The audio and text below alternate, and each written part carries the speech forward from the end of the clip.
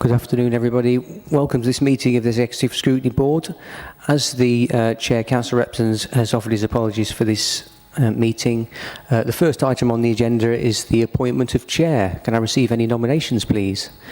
Councillor Dinser? Can I nominate Councillor Martin? Councillor Martin, thank you. Are we all in agreement with that? No one against? Thank you. Councillor Martin, if you'd like to come and join me.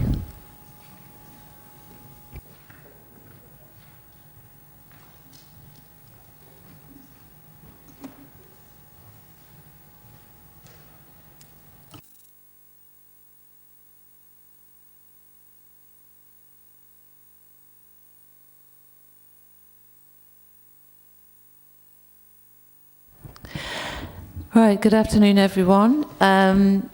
Hello. Before we start, can I just remind everyone that because the meeting's being recorded, you need to speak into your mics, otherwise you won't be heard to the broad public watching us. And also, obviously, when you finish speaking, would you please turn off your mics? Thank you. Right, do we have any apologies? Obviously, we have Councillor Repton. Councillor Mike Carr.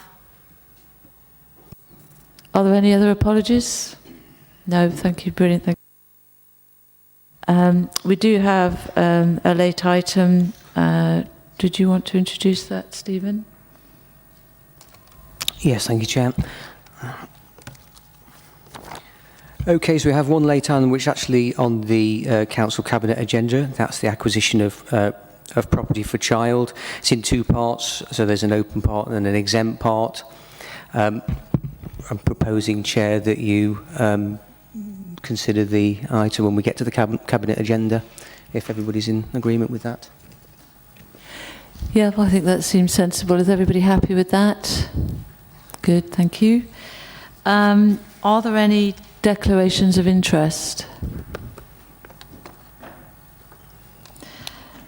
No, thank you very much. Right, the minutes of the last meeting held on the 3rd of August. Do we all want to accept those as a true record of the meeting? Yes? You weren't there. Yes? Right, you weren't there. Right, okay, so we'll just note those as the record of the meeting. Thank you very much. The forward plan. I just comment on one of the minutes items from the minutes from the Cabinet. Yeah. Could you speak a bit more closely? Yeah, I will do. It's minute 4521. Motion at Allistory Golf Course. I note the decision of the Cabinet not to take the action which was passed by the council, and sorry, Hardy, we were referring that. I think those minutes don't refer. The minutes of the 3rd of August refer to the minutes of this meeting, don't they? Sorry, we can address this. is it going to be covered somewhere else? Yeah, yes. we can address this, Councillor Dinser, at item 6. That's fine. Yeah. So the minutes we've just agreed are the ones of our own meeting. Thank you very much.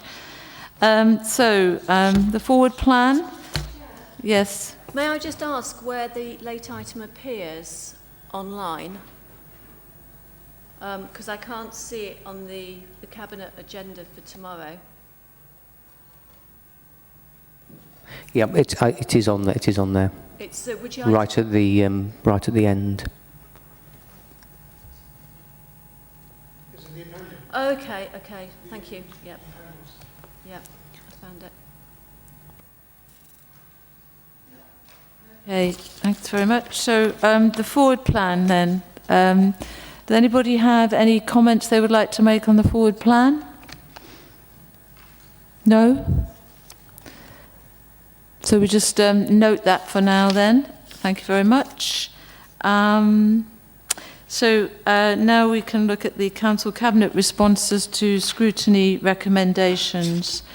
There were two responses, one to the Allistory Golf Course decision, which was rejected and the other was a housing decision, wasn't it, which was accepted.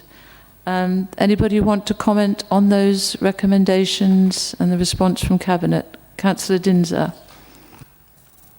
Thank you, Chair. At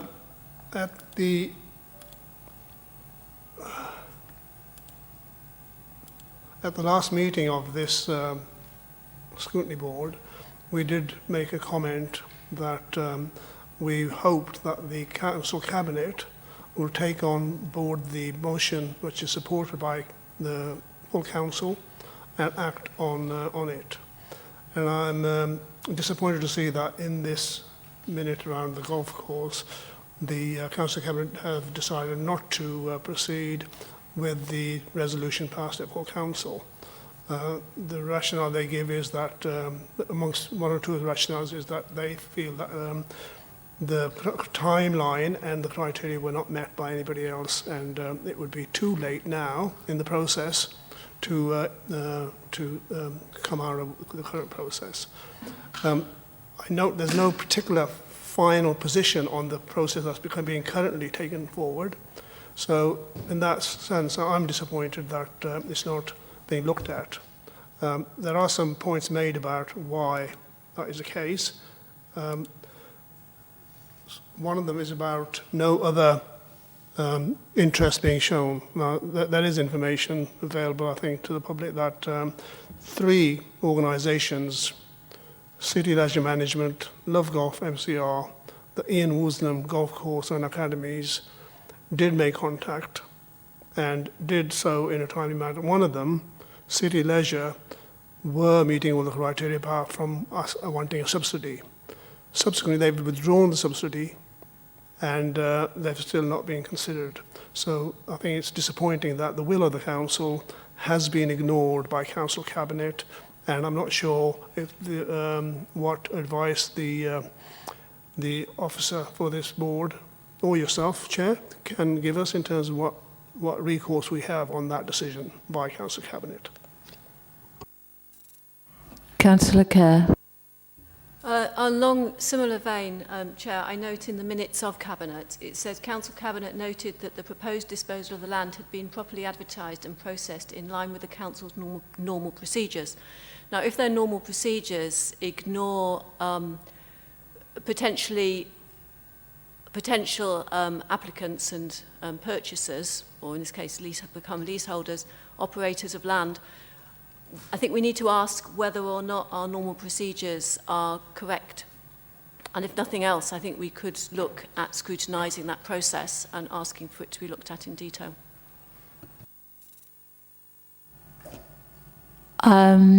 So you're proposing, Councillor Kerr, that we ask for that to be scrutinised from this scrutiny board? I believe it would be within our powers to do that. We can ask officer advice on that. And if other people support me in that, it's something that we could, I believe, do. Well, I note and respect your comments and yours, Councillor Dinser, but I think my understanding is we can only really make recommendations on reports that are going to the Council Cabinet tomorrow, and this particular item isn't on that agenda, but I will ask Stephen to confirm that or deny it. Just to seek clarification then, Councillor Kerr, are you requesting that a report come to this board, a future meeting of this board, on Alice Street Golf Course and Hall?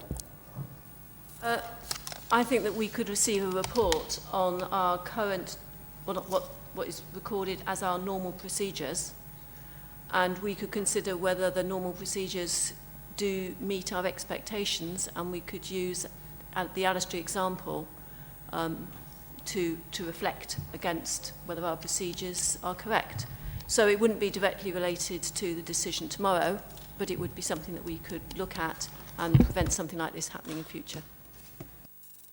So this would be sort of a lessons learned report that you would like to go to a future meeting of either this board or the relevant scrutiny board below? Is that something this board can request? Yeah, the board can request a report of that nature to go to. It depends whether you think it's more appropriate for it to go to the specific scrutiny board or not, or here. It's Okay, thank you. Councillor Dinder. Yeah, I mean, the point that Councillor Kerr makes, that procedurally there is something lacking in the process in terms of how we make available information. Within the response by Council Cabinet and the processes as we understand them, the information is supposed to go wider, but it doesn't. And I think that's something that we can look at to say how we can improve our processes and accessibility for any announcement we make. So that point about Councillor Kerr is something that we should be able to progress, whether it's in this board or it's actually in a relevant community scrutiny board which oversees this particular area of activity. I'm still interested in the response to the question I asked as well on top of that. Chair, if I could as well, this discussion may be straying also into the area of something that would be relevant to the Audit and Governance Committee. So I think it's something we'd need to take away really and see what would be the most appropriate place for it to go to. All right then, so we're going to follow through Councillor Kerr's suggestion but consider which board it should be, the report should be sent to. Yeah. Yeah, I think Chair, basically an update report and a report that does address processes and tells the story, I think. And just look, I'll take that away and see which committee is the most appropriate for that to go to a future meeting of. Thank you. And Councillor Dinder, are you going to? Is this what you're going to review in your own? It's under your scrutiny board, isn't it? Communities and. I think it may be under my remit, so if it is, I will just definitely look at it in the. But I think I'll be advised by the officers as and when we look at it outside the meeting. That's on this about process and improving our processes and accessibility. But what's your other point? The other point was, what recourse do we have about Council Cabinet rejecting a proposal made, a resolution passed by full council, and they have not taken action as required? Right. Well, just to put it briefly, this report here is for noting, so that process has come to its end. You've made your recommendation to Cabinet. We've got the response. That's it. Now, the committee could agree to make comments that then I would, and if they were agreed, take as a minute extract, not to tomorrow's meeting, but to a following meeting of Cabinet, and that would appear under the standing item of matters referred.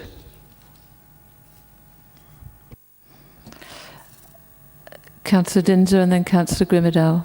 Yeah, I mean, if we are able to do that, and I accept that for tomorrow's meeting, it can't be the case because it's not part of the agenda, but it is something that is against the recommendations of full council and against the recommendation of this scrutiny board. So, you know, if there's another agenda or a way of actually focusing on this, I would recommend that we look at that, pursue that. Okay, thank you. Councillor Grimmadale? Chair, I just wondered if that's a proposal by Councillor Kerr and seconded by Councillor Dinder. Do we vote on this or? Yeah, well, we just need to decide first of all. I think we've got two separate things here, so we will move to the vote on each. So, Chair, shall I go to that now? Yes, please. Okay, so if I understand then, Councillor Kerr, to a report to go to a future committee, a relevant committee on the processes, telling the story of the, in layman's terms, of the Alice Tree Golf Course and Hall, whether that be the Audit and Governance Committee or here. It's to look at the procedures that were used, using that as an example. Thank you. Is everyone clear on that before I go to the vote? So all those in favour, please. So that's 1, 2, 3, 4, 5, 6, 7, 8, 9. think that's unanimous, isn't it, Chair? I think I've got everybody there, yep. So that's unanimous, thank you.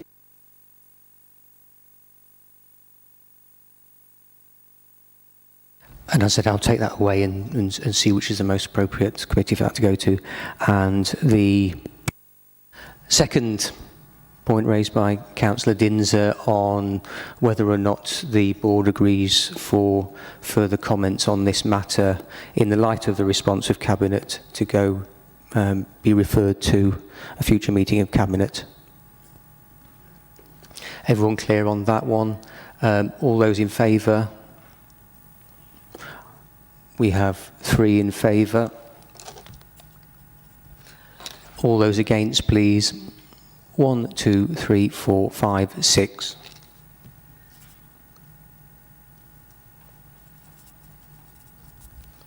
So that was not carried, but the first one with Councillor Carey as chair. Thanks very much. So are there any comments on the acceptance of the second recommendation? If there aren't, we'll just note that report then. Thank you very much. Now we have the performance plan, and we have a request that we actually take this as an item now in the agenda. So unless there are any objections to that, I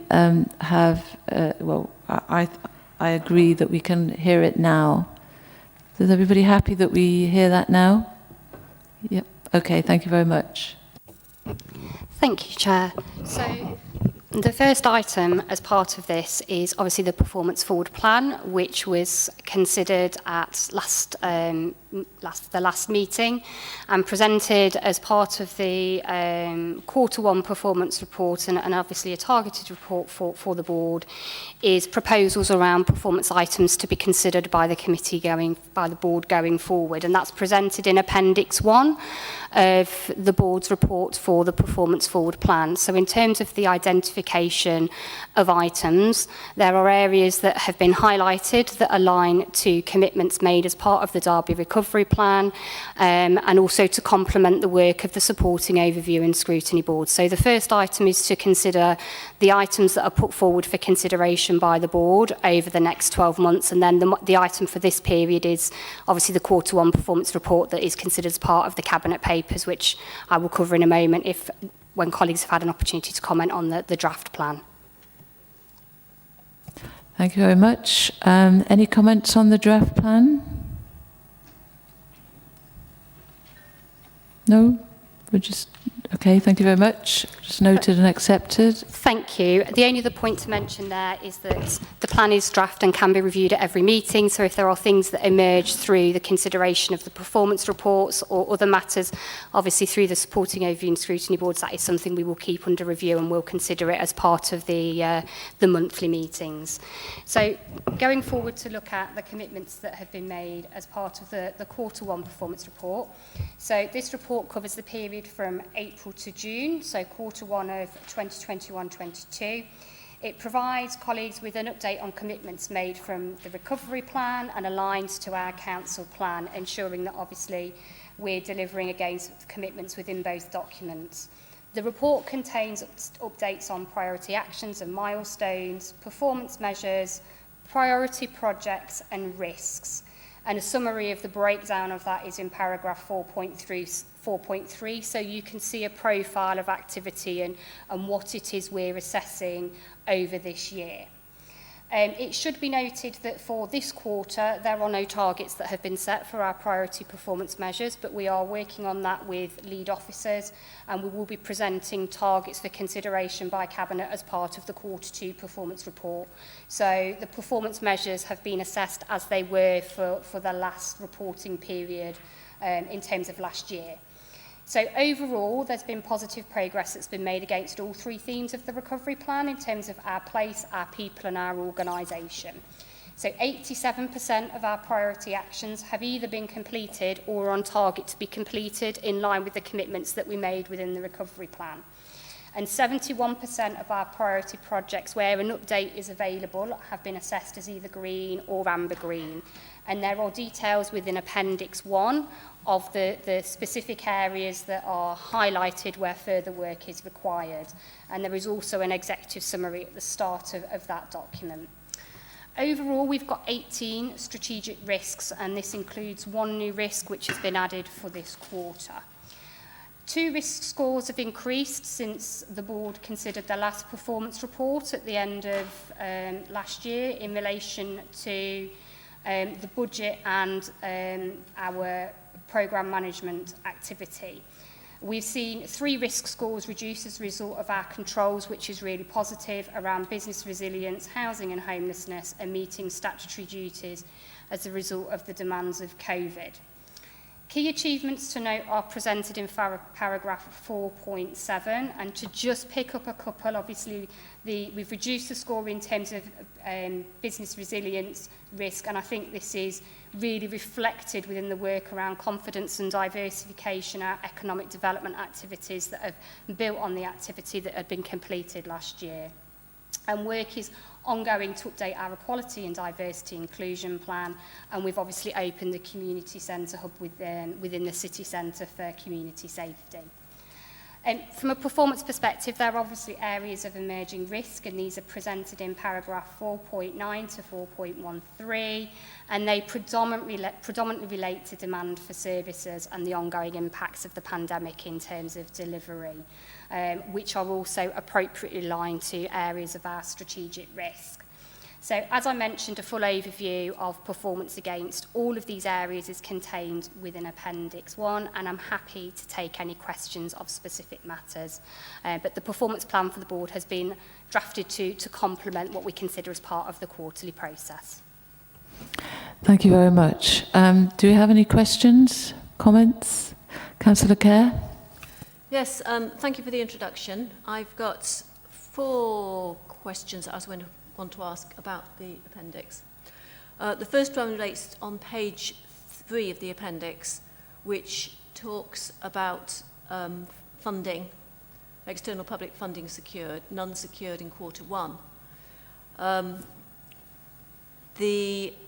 We've bid for levelling up funds, and the government has made quite a lot of noise about levelling up and what it might include. And I just wondered what we're doing in terms of engaging with partners within the community to be able to identify how we might be securing more funding in that direction. Do you want the other questions now, or would you like to take one at a time? I'm happy to respond to that one. I think in terms of specific details on that, they would have to come from the lead officers around how we're working with communities. But obviously a key theme contained within the recovery plan is working collaboratively through the economic task force and some of our community groups as well to ensure that we are delivering. But specific questions in relation to income generation and the levelling up fund, I think will have to be targeted to those service leads. But I'm happy to take it outside of the meeting and pick it up with them to contact you with a response. Okay, that would be fine. On page 2, sorry, on the following page, page 4, there is Project Assemble, which I presume is the assembly rooms. And I just wanted people to be aware that, according to Private Eye, there have been some further changes to this and challenge happening in terms of process that's been followed. I think also that the tenor here is that the assembly rooms will be demolished. Now, that wasn't the expectation of the planning committee, as I understand it, when it said it may be demolished. And I think that we need to ensure that work doesn't just remain to improve the existing management of the building, but also to scope the potential future use of the building, not just the demolition of the building. Because there were the challenges that apparently are being looked at may mean that we're actually losing time and we're going to remain in the amber red or move into the amber in terms of progress on that project. So it's just a feedback. Perhaps read Private Eye. Could I intervene there, Councillor Kerr? Because I'd like to add a comment on that specific point. Is that all right?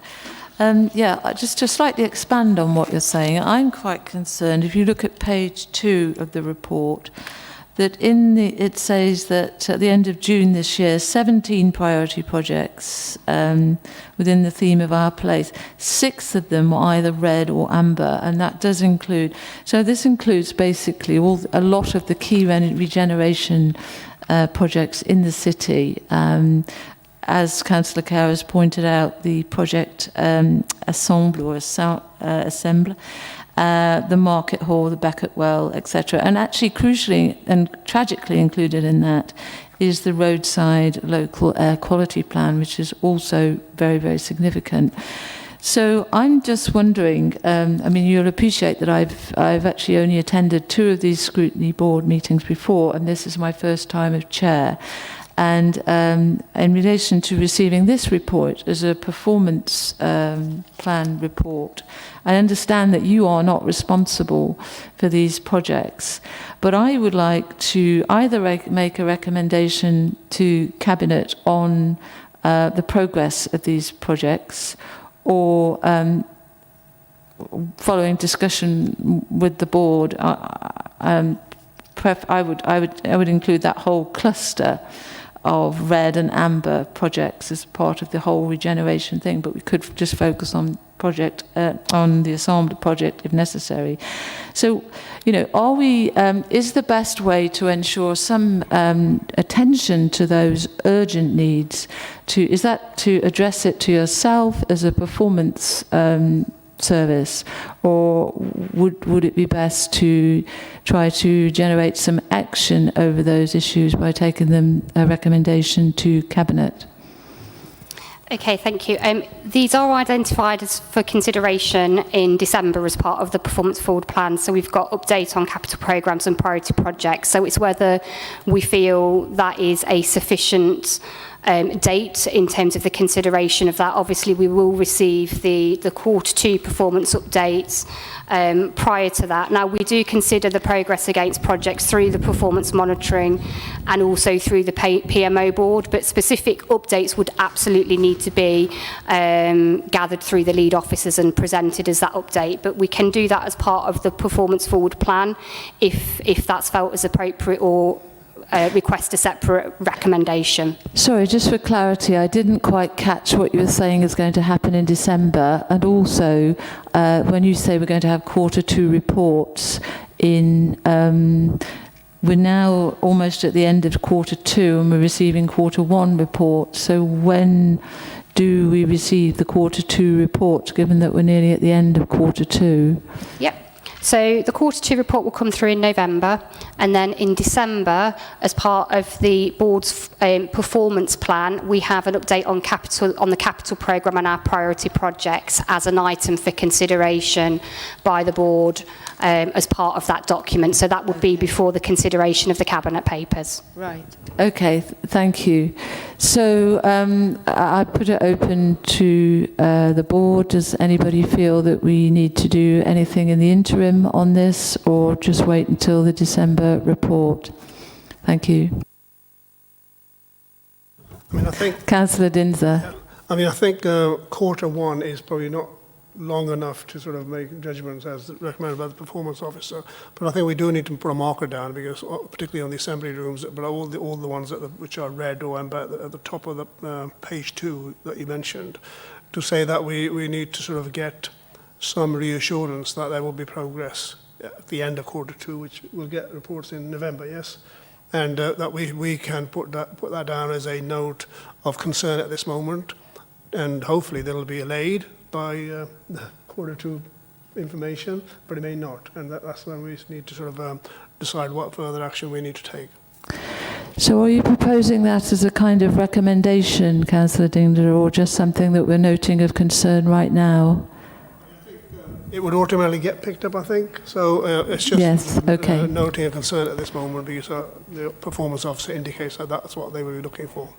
Thank you, Councillor Dinser. So are we all happy to have that noted as an area of concern from this board, and we hope to see progress before the December report, or at the December report? Councillor Cooper, isn't it? Yes, thank you. Sorry, it's just a moment there. I just wanted to be sure. Thank you. Yeah. Thank you, Chair. Thank you for remembering my name. I know you need to be in the councillor again. Can you just explain, I get what you said, there was a lot of words in there, like say we want to see progress, we want to see this. Can we understand what actions you want to be taken? Because, you know, I'm not having a go at you, I'm just saying there was a lot of platitudes and a lot of words there. You know, the people of the city want to see action on these venue, the assembly rooms and all the things that's happening. What is it you're asking to be noted other than we want things to move forward and not have slippage? What is it that we can tangibly do? We can write words all day, but what are we tangibly going to do? Would anybody else like to come in on that? Councillor Dinser? Yes, I mean, I think it's page 4, which is the notes by the performance officer. It's indicating there what are the concerns and potential no progress being made. I don't know if you got reference to it. That's where it is. It's that paragraph is the one which is raising the concern. The red amber at the top highlights that point. So it's what's the comments in there, which is the Secretary of State granted permission to demolish, subject to the condition of the signing of a contract on the planned new use of the site. A decision notice has yet to be issued. And then a budget for further feasibility works and resource still to be sought. They are the things which are up in the air. And hopefully they won't be up in the air by November, when Q2 performance information is brought to us in November. And if it is, that's fine. If it isn't, that's the concern we are highlighting at this moment. Right, thank you, Councillor Dinser. Councillor Cooper, I fully understand what you're saying, but obviously we can't write, a thesis on this, and and as Councillor Dinser's explained, some of the problems are contained within the report, and we expect the performance manager's officers to identify key areas that will be progressed, such that the council's own performance monitoring is not seeing them at amber or red. But I think Stephen wants to come in with a summary there of what he's going to note. Thank you, Chair. Yeah, I think what I would note is that some members expressed concerns about some of the indicators on. I think we're just at the moment looking at page 4, aren't we? That I take it that's the first 3, Market Hall Project, Project Assembly and Becketwell Arena, and that basically the board notes that the Q2 report will be coming in to the meeting in November, and hopefully we'll see some progress on those. Do we all? I totally do accept your point, actually, Councillor Cooper, but I think it is all we can actually say from this board at the moment. So do we all accept that is noted? Councillor. One of the things I was just considering about, the areas of specific concern, and I absolutely have concern about many of the things that are in that report, and want to see things. No one ever wants to see slippage. However, sometimes there is a reason around. I'm sure we could talk about some of the reasons in more detail.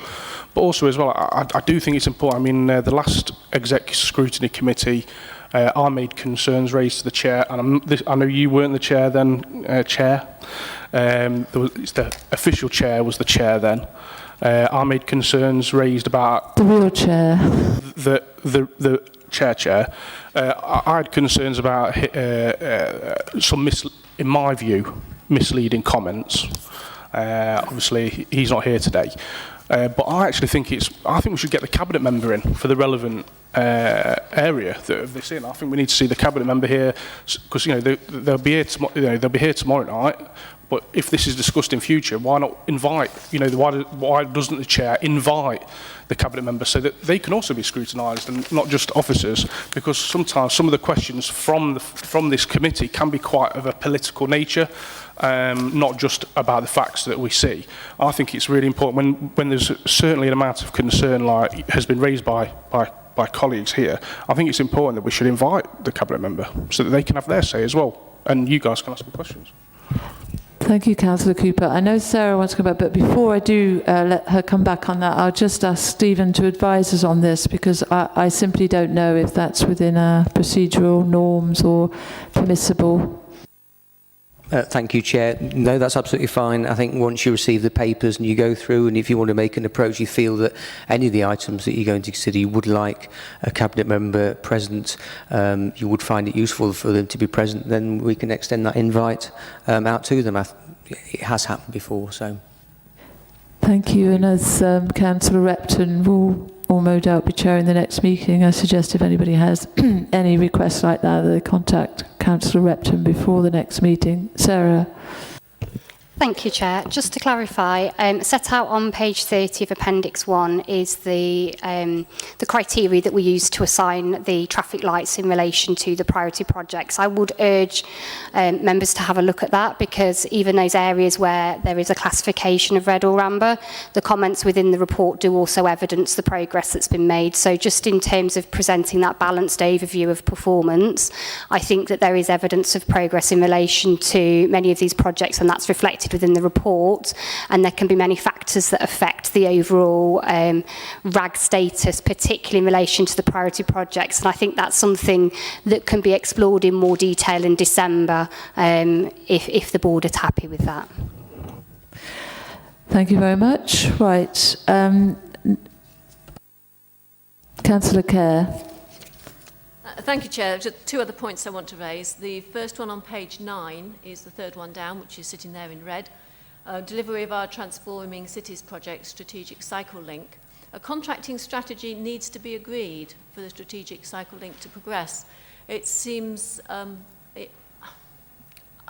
would have thought that this is a contract and procedures thing, which we've talked about in the points that were raised in the minutes. And I just wonder if we have something within our procurement policy that we have a stumbling block on, or whether this is something that, it seems a strange thing to not be able to go forward on. So I don't know if there's any information on that now. Yeah, so I think obviously this is in relation to the delivery of activity that isn't just within the City Council, so it's a joint programme of work and project, and that is obviously something that is being considered as part of the delivery of that action. Again, because this is a priority project within the report, it would get picked up in December alongside the standard performance report, but I think this is around the broader response in relation to this areas of work. It's not simply around our own procurement procedures. Okay, I'll just bring in Councillor Dinser, Councillor Kerr, if that's all right, before you continue. Sorry, Chair. Councillor Kerr's moved faster than I was intending to. Page 8, just on the last but one box, percentage of household waste recycled, composted or reused. It indicates in there, on the performance officer's comments, that household waste arisings have grown, which have contributed to a forecasted budget pressure due to the increased tonnage whilst residents are still working from home.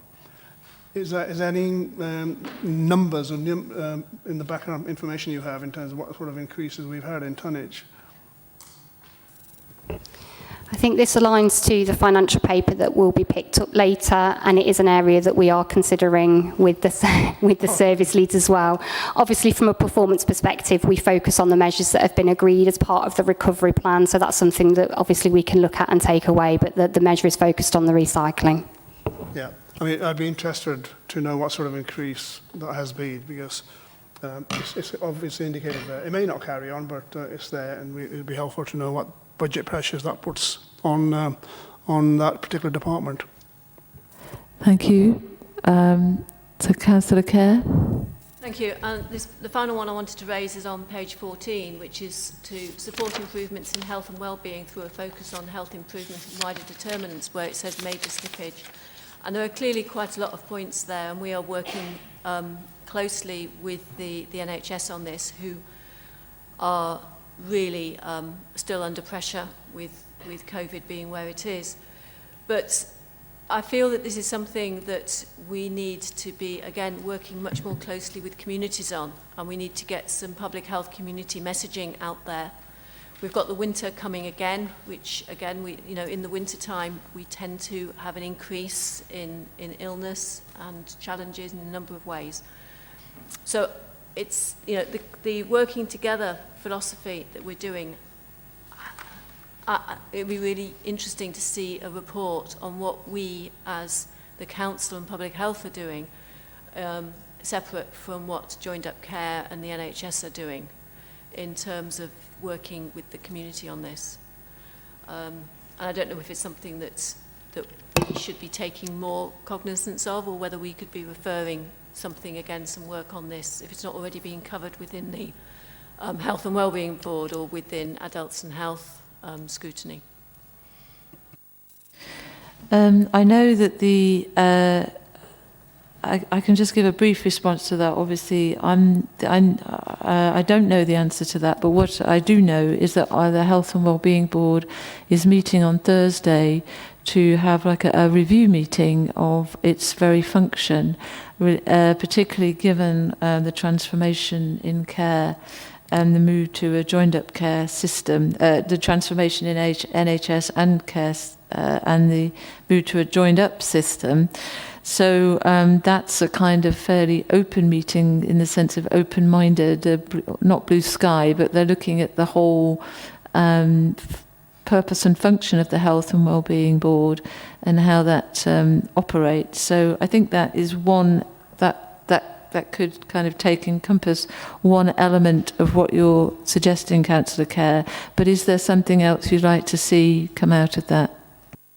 The Health and Wellbeing Board Chair has a significant, it's a partnership board, whereas public health comes under ourselves as the council. And I think that the role here in terms of health and wellbeing and wider determinants of health and wellbeing is something that is a particular responsibility of public health. It's not an exception, it's only our responsibility, but I think we need to review how we are addressing that, and I think maybe on a fundamental level. But whether that's something that Health and Wellbeing Board would like to lead on and bring in partners on that, or whether it's something that we should be doing under scrutiny, I'm happy to be advised. I think is your specific focus in terms of community messaging or public health focus this winter on well-being, because I know as the chair of the Adults and Health Scrutiny Board, we have an incredibly full agenda. We've actually arranged another meeting at the end of November. I can't remember all the reports we've commissioned. One is on mental health. We have agendaed in every meeting an item on the COVID updates, and we talk about messaging then. So I certainly don't feel, Councillor Kerr, if that's all right, that is particularly what you're referring to is probably appropriate for this board. I think it could be appropriate for the board chair, but we do have an awful lot of reports coming to that board, so I'd be happy to discuss with you whether we feel we want one specifically on communication, and perhaps to commission that, or to take it up with the Director of Public Health when she gives us her COVID update. Chair, I don't think of it as particularly a COVID thing, and it's not necessarily messaging. I think it's partnership working with the community as opposed to with elements of the NHS, because the NHS is quite flattened at the moment. So it's how we can use the community links for public health messaging. Okay. But if I leave it with you, having raised that thoughts with you as chair of that committee. Yes, absolutely. I see that different. Yeah, I can see the specific point that you outside this meeting. Yeah, thank you. I get that now, and I see what you mean. It is a specific point. Let's talk about it at the meeting. I do think it's quite hard to differentiate all these different bodies because they do work together, and increasingly they will do. But I get where you're coming from. We'll discuss it at the meeting, and I think if everybody's in agreement with this, we should just defer this to the Adults and Health Scrutiny Board. Thank you.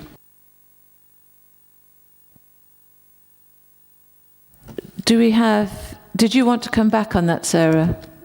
Do we have any further comments or questions on the performance plan report? Okay, so thank you. We'll just note and accept that report now then. Thank you very much.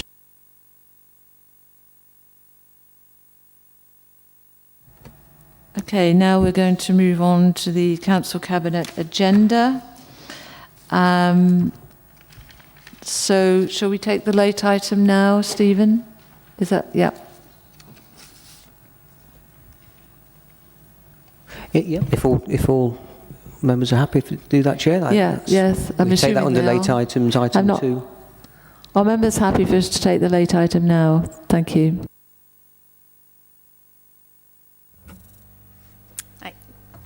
Thank you. This paper actually refers to the acquisition of a property for Child X. Sorry, over here. I've been working with the family for a number of years now. This is probably one of the most challenging families that we have in the city to house. Child X has got very complex needs, and we have identified a property. So we are seeking to approve for the purchase, the refurbishment and extension of the property, which is currently or has been on the open market. It would be funded from the housing revenue account and the new build and acquisition capital budget, and would be part funded by right to buy receipts. The property will actually be identified, will be directly matched to the family, who have actually been allocated a discretionary allocation through the normal council's processes. The property would actually then go into the affordable housing stock within the city. So we do ask for the approval for the acquisition of the property, for the works needed to the property, for the approval for it to come from the new build and acquisition budget, to be incorporated into the housing stock, to approve the direct match with the family, and also the property would be designated as specialist housing in perpetuity. The reason would be it does meet the needs of the family, and it would actually then allow Child X to remain within a family environment. He has a number of lifelong conditions, and he is fully dependent and non-verbal. They currently live in an adapted, affordable property within the city, which is a 4-bedroom property. By undertaking this work, that property will then become vacant and will become available for another family in need within the city that need an adapted property. We have worked extensively with the family, and it is not possible to adapt their current property any further due to specific restrictions and the needs of Child X. Child X has lived with the family since birth. He has a lot of staff coming in to help and support him as well as the family. But there are now safeguarding issues in relation to his care, and these are directly related to the physical limitations within the property, relating partially to hoisting and the inability to actually adequately bathe Child X. It's increasing the level of manual handling that is needed, which is actually putting Child X at risk, and is also potentially affecting the health and safety of the staff and the family who work with Child X. We do feel we have discussed the acquisition with the family, and we've also worked with the NHS, CCG, occupational therapy and children's services in the identification and the type of works needed for the property. This property is the first one that has come close to being able to meet Child X's needs. Unless we can adequately house Child X, there will come a stage when he will no longer be able to live within his the family home, which would mean that he would have to go into a residential care, and the cost of that provision would need to be met by the authority, and that is an extensive financial commitment. We have monitored the market for quite a long time, and nothing would come within our normal parameters, so we do feel that this property needs to be considered outside of the normal financial parameters that we would normally work to. As I say, it would be funded by HRA, right to buy receipts, and the property would be purchased through using in-house conveyance and would undertake, all due diligence would be undertaken. The property would be thermally upgraded, and the extension would be built to a high thermal efficiency. The property would actually result in lower energy consumptions because it would be generally upgraded as well as part of the works. So that is the request of this report. Thank you very much. Just to remind everybody that we do have, relevant to this report, a sort of pink paper confidential item to consider towards the end of the meeting. So without straying into the details of that report, do we have any comments? Councillor Kerr? I just wondered whether the works that would be done to this property would enable Child X to live there into adulthood, or whether it could be that further changes and a different home would be required at that time. And should he be able to move into independent living, obviously with support in adulthood, would the property that we're talking about then potentially go back? Would it be released into the council housing stock, as the parents and remaining family would not need an adapted building? We've actually, as I say, we've worked with the agencies that work with Child X. We've tried to future-proof the property as far as possible. Child X will never be able to live independently. So it's anticipated that he will live in the property through to adulthood. Thank you. Any further questions? Councillor Grimmadale. Thank you, Chair. Well, I personally completely support the request from the report. I support the proposal.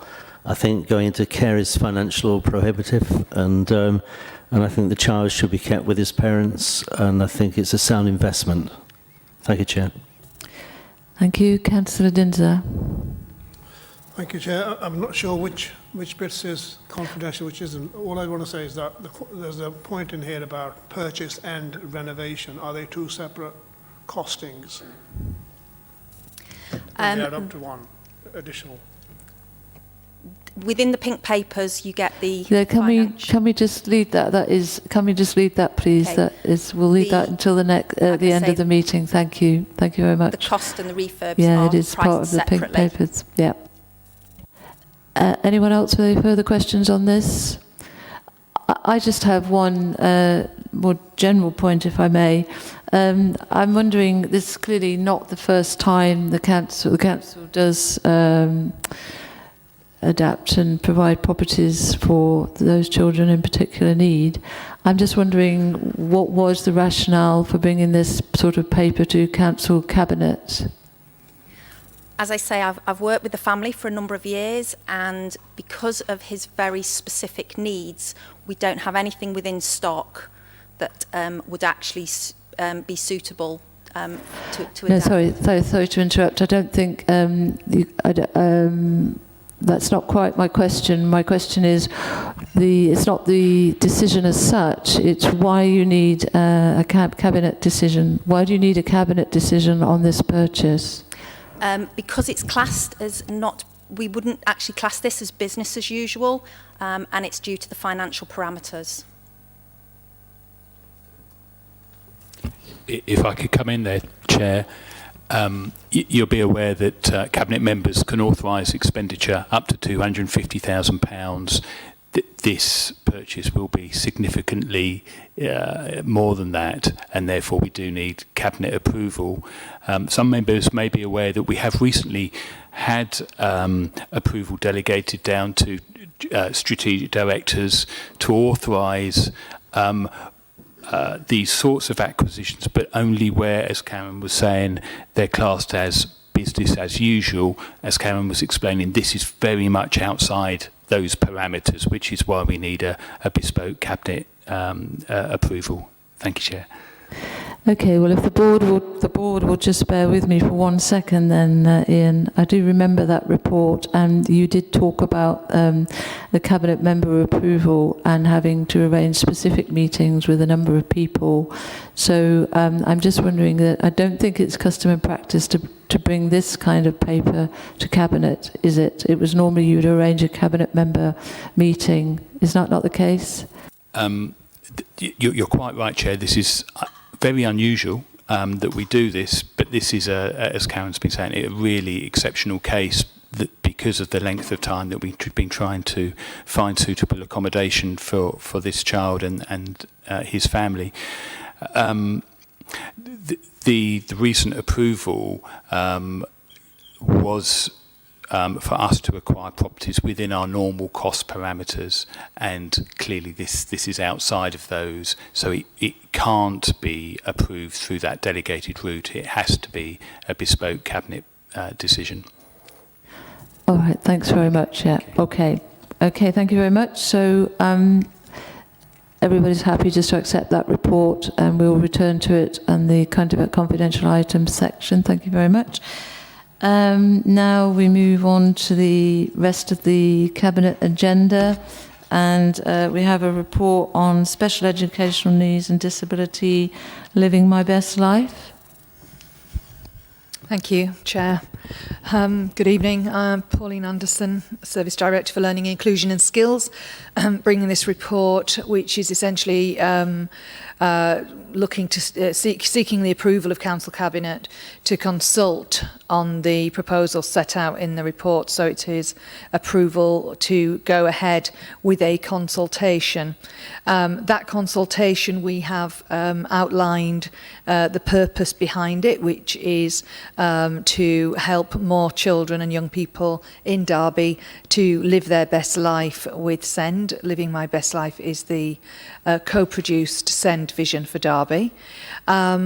We also are seeking to an opportunity to expand more inclusive approaches and invest in the graduated response if that opportunity arises.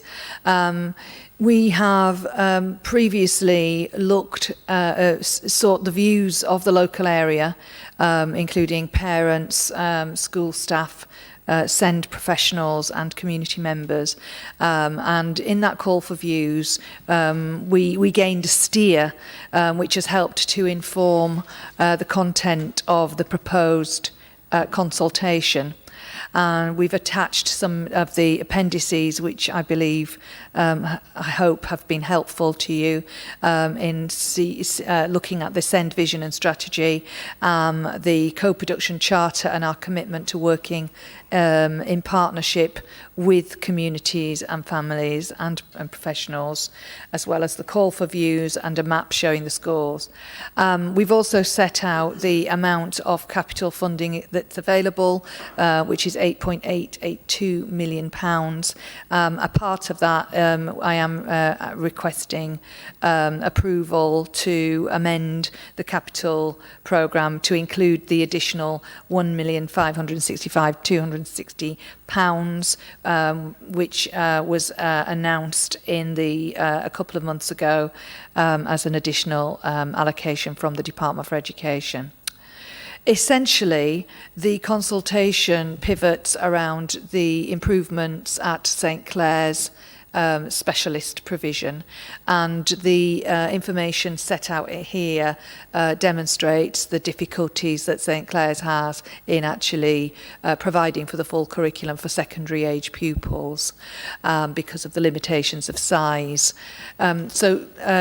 Part of the consultation is to look at the first option is to completely flatten and then rebuild the school, which I'm given to understand is likely to take up almost the entire £8.8 million. But of course, we do need to do the feasibility study to confirm that.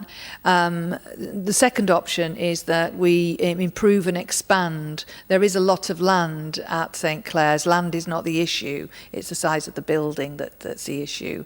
So could the school be actually improved and expanded so that the provision meets the needs of the pupils in a modern specialist school and help our students to live their best life? If that is the case, then it could be that feasibility concludes that those enhancements might leave funding available to do make other improvements across the SEND system. And those improvements, based on the data that I've set out, are really required mainly in the secondary specialist provision, but to cite those within mainstream schools. We do have an over-dependence on specialist provision, particularly at secondary schools, and we are an outlier in terms of national benchmarking for use placements in specialist settings. So to improve and add to mainstream provision through the enhanced resource unit model, it would be a step towards a more inclusive school system. We've also added in there the idea of a small inclusion hub in a primary setting. This is a type of provision that actually is still within the mainstream setting, but actually provides a level of specialism that is below the enhanced resource unit, and that's why it's not called an enhanced resource unit, but an inclusive hub, an inclusion hub.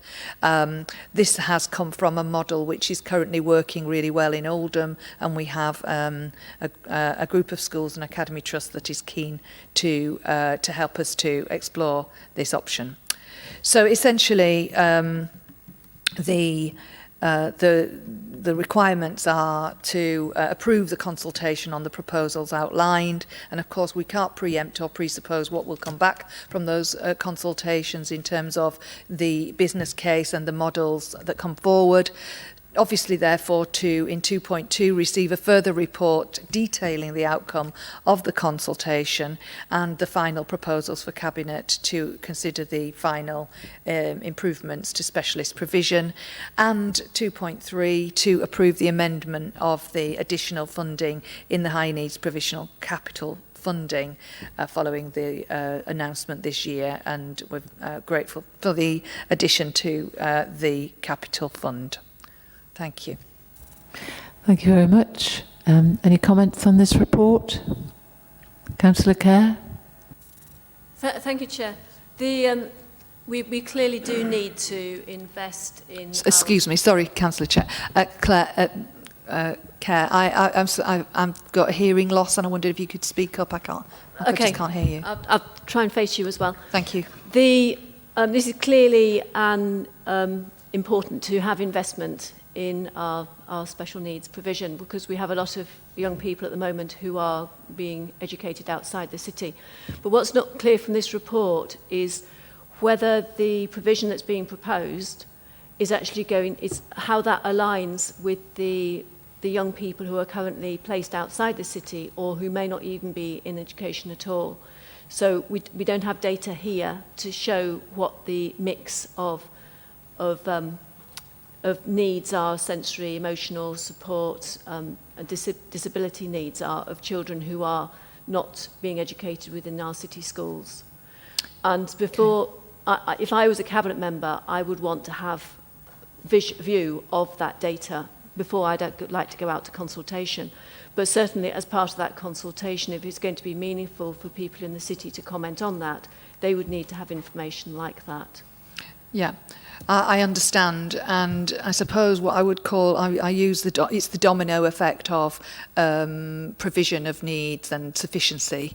So obviously this isn't a sufficiency report, but it is clearly linked to sufficiency, and Councillor Williams has obviously access to the Joint Strategic Needs Assessment, as well as detailed information about that, about provision and needs, but that we would definitely include that in the consultation. What we want is people to have the fullest amount of information within the consultation process to make informed decisions. So the additional places that come. So we're not building an additional special school, we're improving the existing one. So it's improving the lives of pupils who are already in Derby schools. We are also seeking the opportunity to increase it by a small number, because by 14 places. Now what you would say is that those, using the data that we have, it is clear that needs around autism are likely to be the dominant demand and need. In terms of pupils in out-of-area placements, it is not likely that we would be returning pupils from out-of-area placements into the school, but not impossible. But that would be on a bespoke individual basis, where families were perhaps unhappy with a placement, or had recognised a need to be educated closer to home and be educated closer and within the community, or maybe not happy with the travel arrangements. But that would be very much a bespoke arrangement, so it's not a wholesale attempt to move pupils back into Derby on that basis. That I'm reassured by that, because I think that would be very disruptive of an individual child's education. But the cohorts of children coming through and the mix of needs probably doesn't change that much from one year to the next. And therefore the cohorts that we have now are likely to be the cohorts that we have in 5 years or 10 years' time, who will be able to benefit from this new provision. Yes, they will. I think the key thing about that is it's the severity of need. And what we've looked at in those schools outlined is that there are a number of young people currently in our schools who would be more suited actually to mainstream education with support, be it an ER or further mainstream. And actually that's probably the biggest question for SEND sufficiency in the city at the moment. But to focus this on quality of provision for those already there, some judicious expansion of places at St Clair's, and then if we have the opportunity to maximise the enhanced resource placements. Of the additional, 55 places in other schools as well. Okay, thank you. Thank you. Chair, I'm reassured by that, but I have got a recommendation to ensure that if Cabinet accept it, that we do get all that data that's been described to us actually included in that consultation.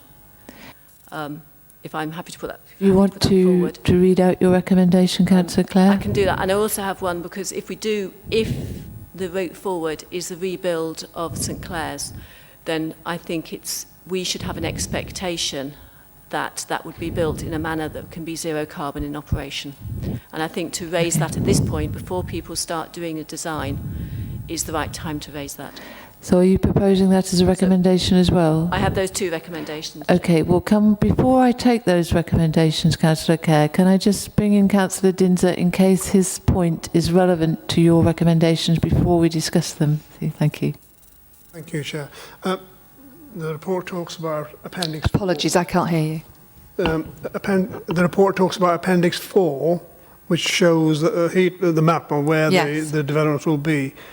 Are those the only developments, or are there existing developments? I mean, is this additionality to what we already have? This is additional, yes. And as part of the consultation, that doesn't seem to indicate where the current provision is. Is that something that will be set out in the consultation? Yes. So it will be in the consultation. Yes. I think it's important to relevant. So this is adding, which is welcome. Agree. Having funding to add to provision. Agree. But it also needs to have in part of the consultation where the current provision is, because Yes. we want it sort of available. Yes, that will be there's available. need, but there's also making sure all parts of the city have equal access and opportunity. Yes, I understand. So that's in there. That Agreed. will be in the consultation. Yes. Okay, thank you. Thank you, Councillor Dinser. Councillor Kerr, can you read out do you want to read out one recommendation to begin with, or the first one? The first one is to ask Cabinet to include in the consultation clear information on the numbers and types of educational needs and disabilities that are not currently being met in the city, based both on children's centre provision outside the city and those currently out of school, and that these proposals are seeking to meet. Does that cover it? Thank you. I'm losing some of your... I actually confess, Councillor Kerr, that I think the reason I wasn't understanding you earlier on is because I'm actually losing a few of your words as well. Would it be possible if you speak a bit closer to your mic, please? Did you get that, Stephen? Shall I repeat it? Yes, please. To ask Cabinet to include in the consultation clear information on the numbers and types of educational needs and disabilities that are not currently being met in the city, based both on children's centre provision outside the city and those currently out of school, that these proposals are seeking to meet. Thank you very much. I think I need another comma somewhere. Any comments on that recommendation? No? Should we take a vote on the recommendation, or?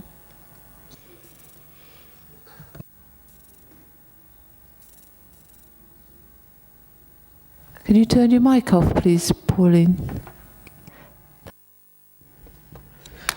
Chair, I'm proposing, unless there are any members that are against it, if everybody's in agreement, if all members are in agreement, then we'll take it that it's unanimous. Thank you. I was accused at a meeting last night of not allowing a vote, so now I want everybody to be able to show of hands whenever, at every opportunity. Right, thank you. So thank you very much. So that's a recommendation we're putting forward from Councillor Kerr. Thank you, Councillor Kerr. And could you read out your second recommendation then, please? To recommend to Cabinet that if the decision is to rebuild St Clair's School, then it should be designed and constructed to be zero carbon in operation. Do we have any comments on that recommendation? Councillor Grimmadale. Thank you, Chair. I just wonder if that's a lot to ask, zero carbon, or not.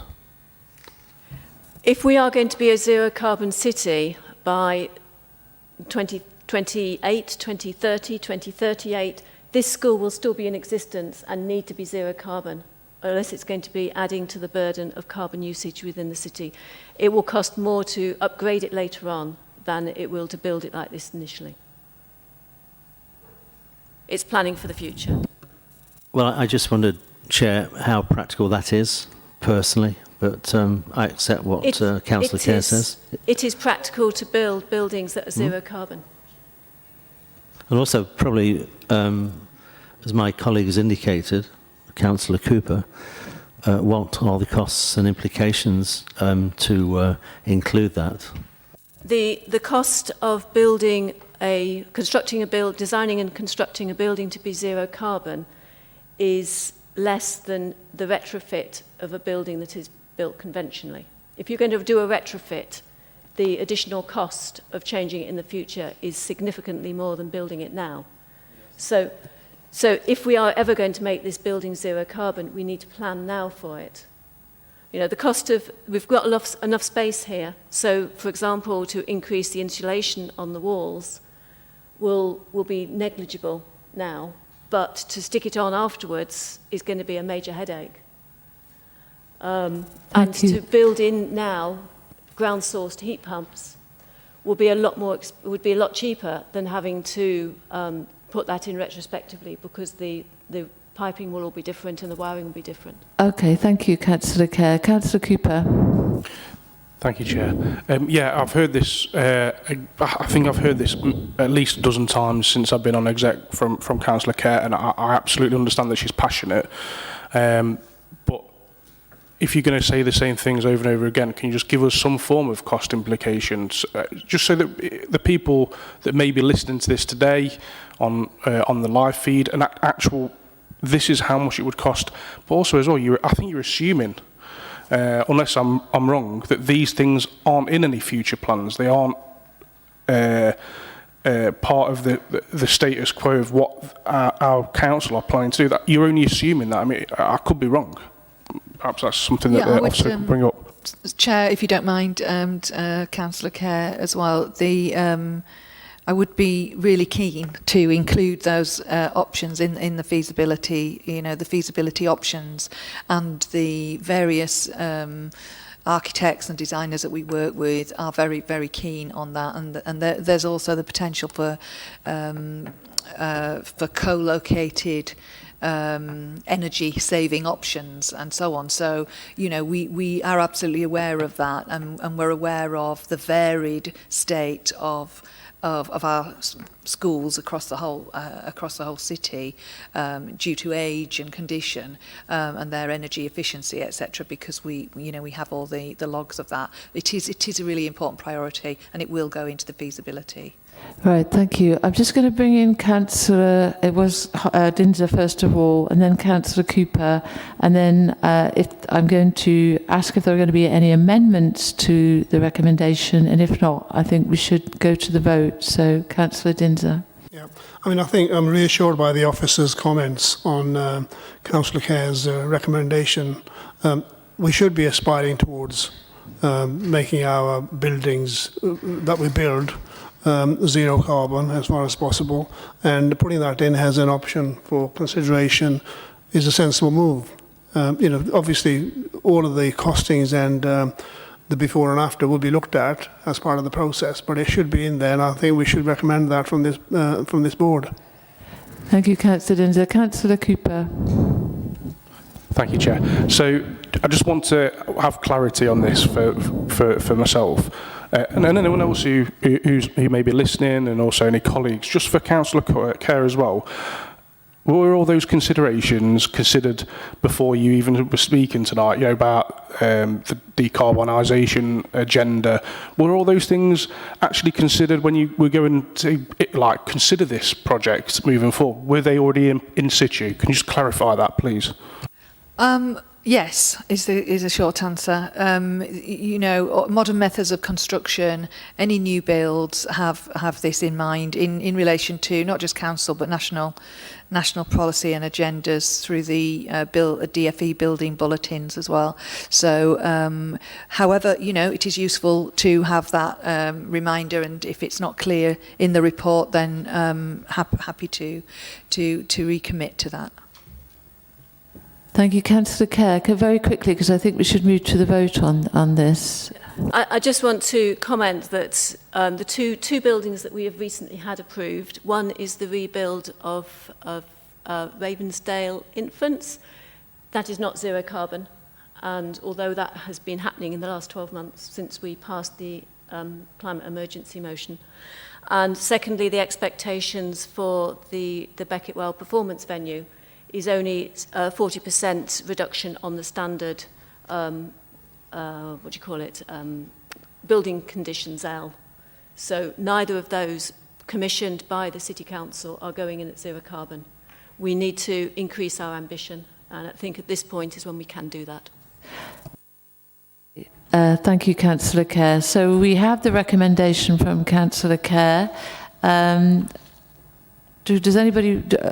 Councillor Cooper, I'm just going to the vote, I think, unless it's very urgent. You want to amend? Okay. What's your amendment, please? Insert where practicable and if practicable, or if practicable. If practicable would be my suggestion. Okay. You want to put that where in the recommendation? Could you read that out, Stephen? Yes, Chair. So the recommendation put by Councillor Kerr is to recommend to Council Cabinet that if the decision is to rebuild St Clair's School, then it should be designed and constructed to be zero carbon in operation. And I'm presuming then you could insert that at the end to put if practicable. Right. One comment then, Councillor. I would like a separate vote on that additional bit, because if Cabinet are not happy with this, they can just not accept it.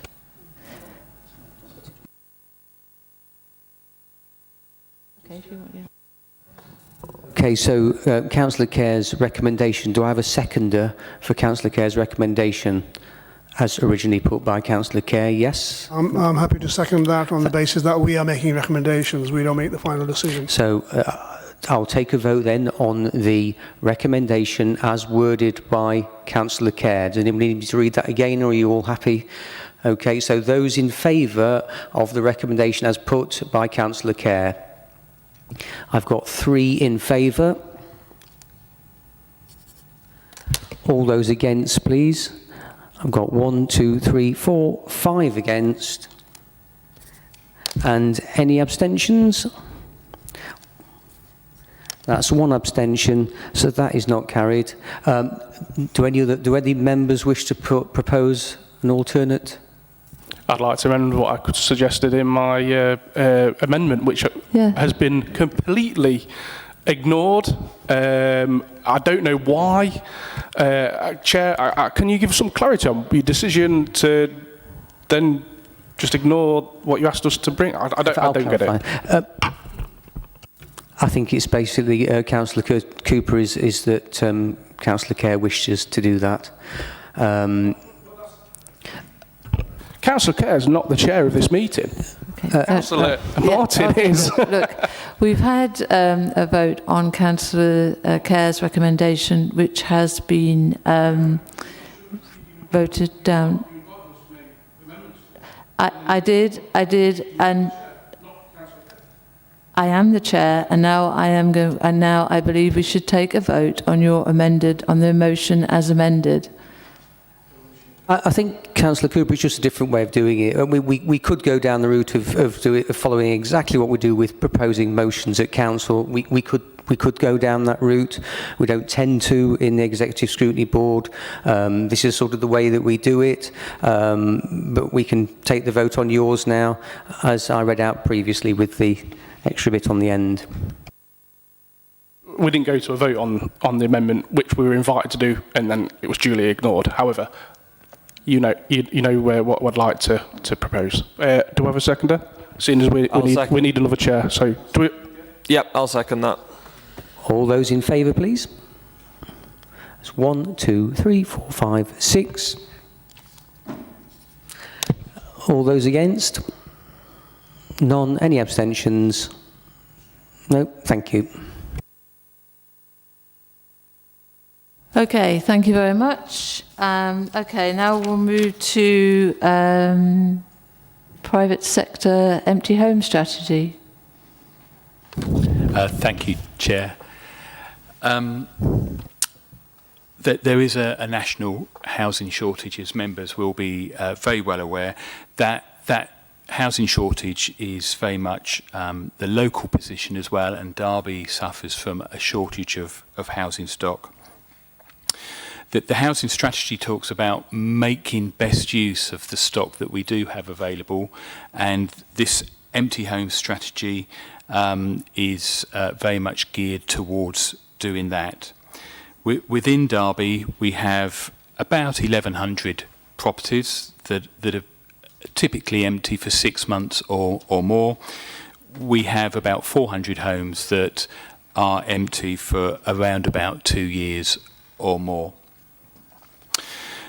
We're proposing this empty home strategy. It was due to be considered last year, but because of COVID, Council Cabinet gave us an extension of 1 year to enable officers involved in the empty homes team to deliver frontline COVID responses. Hence, this is slightly delayed coming forward to Council Cabinet. The strategy itself has 4 main themes. It's first and foremost is to bring empty homes back into use. Secondly, to increase the number of empty homes that are subsequently used as affordable housing within the city. Thirdly, to improve the thermal efficiency of those homes that are brought back into use, and then also to maximise income opportunities and debt recovery on debts that are owed to the council.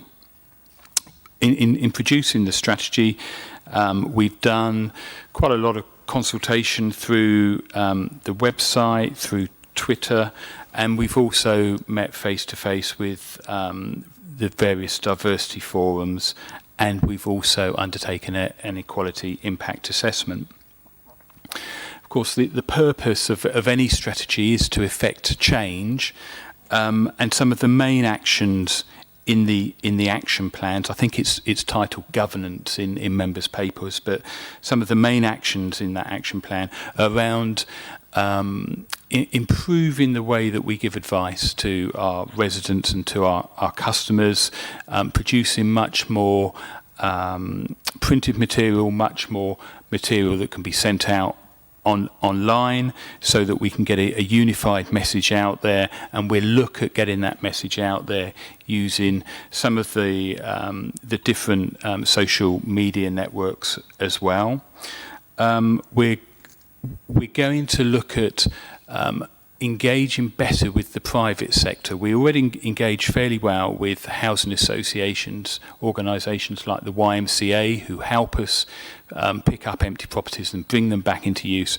But we feel that the private sector is an untapped resource, and we're going to endeavour to work more closely to get private landlords to bring empty properties back into use.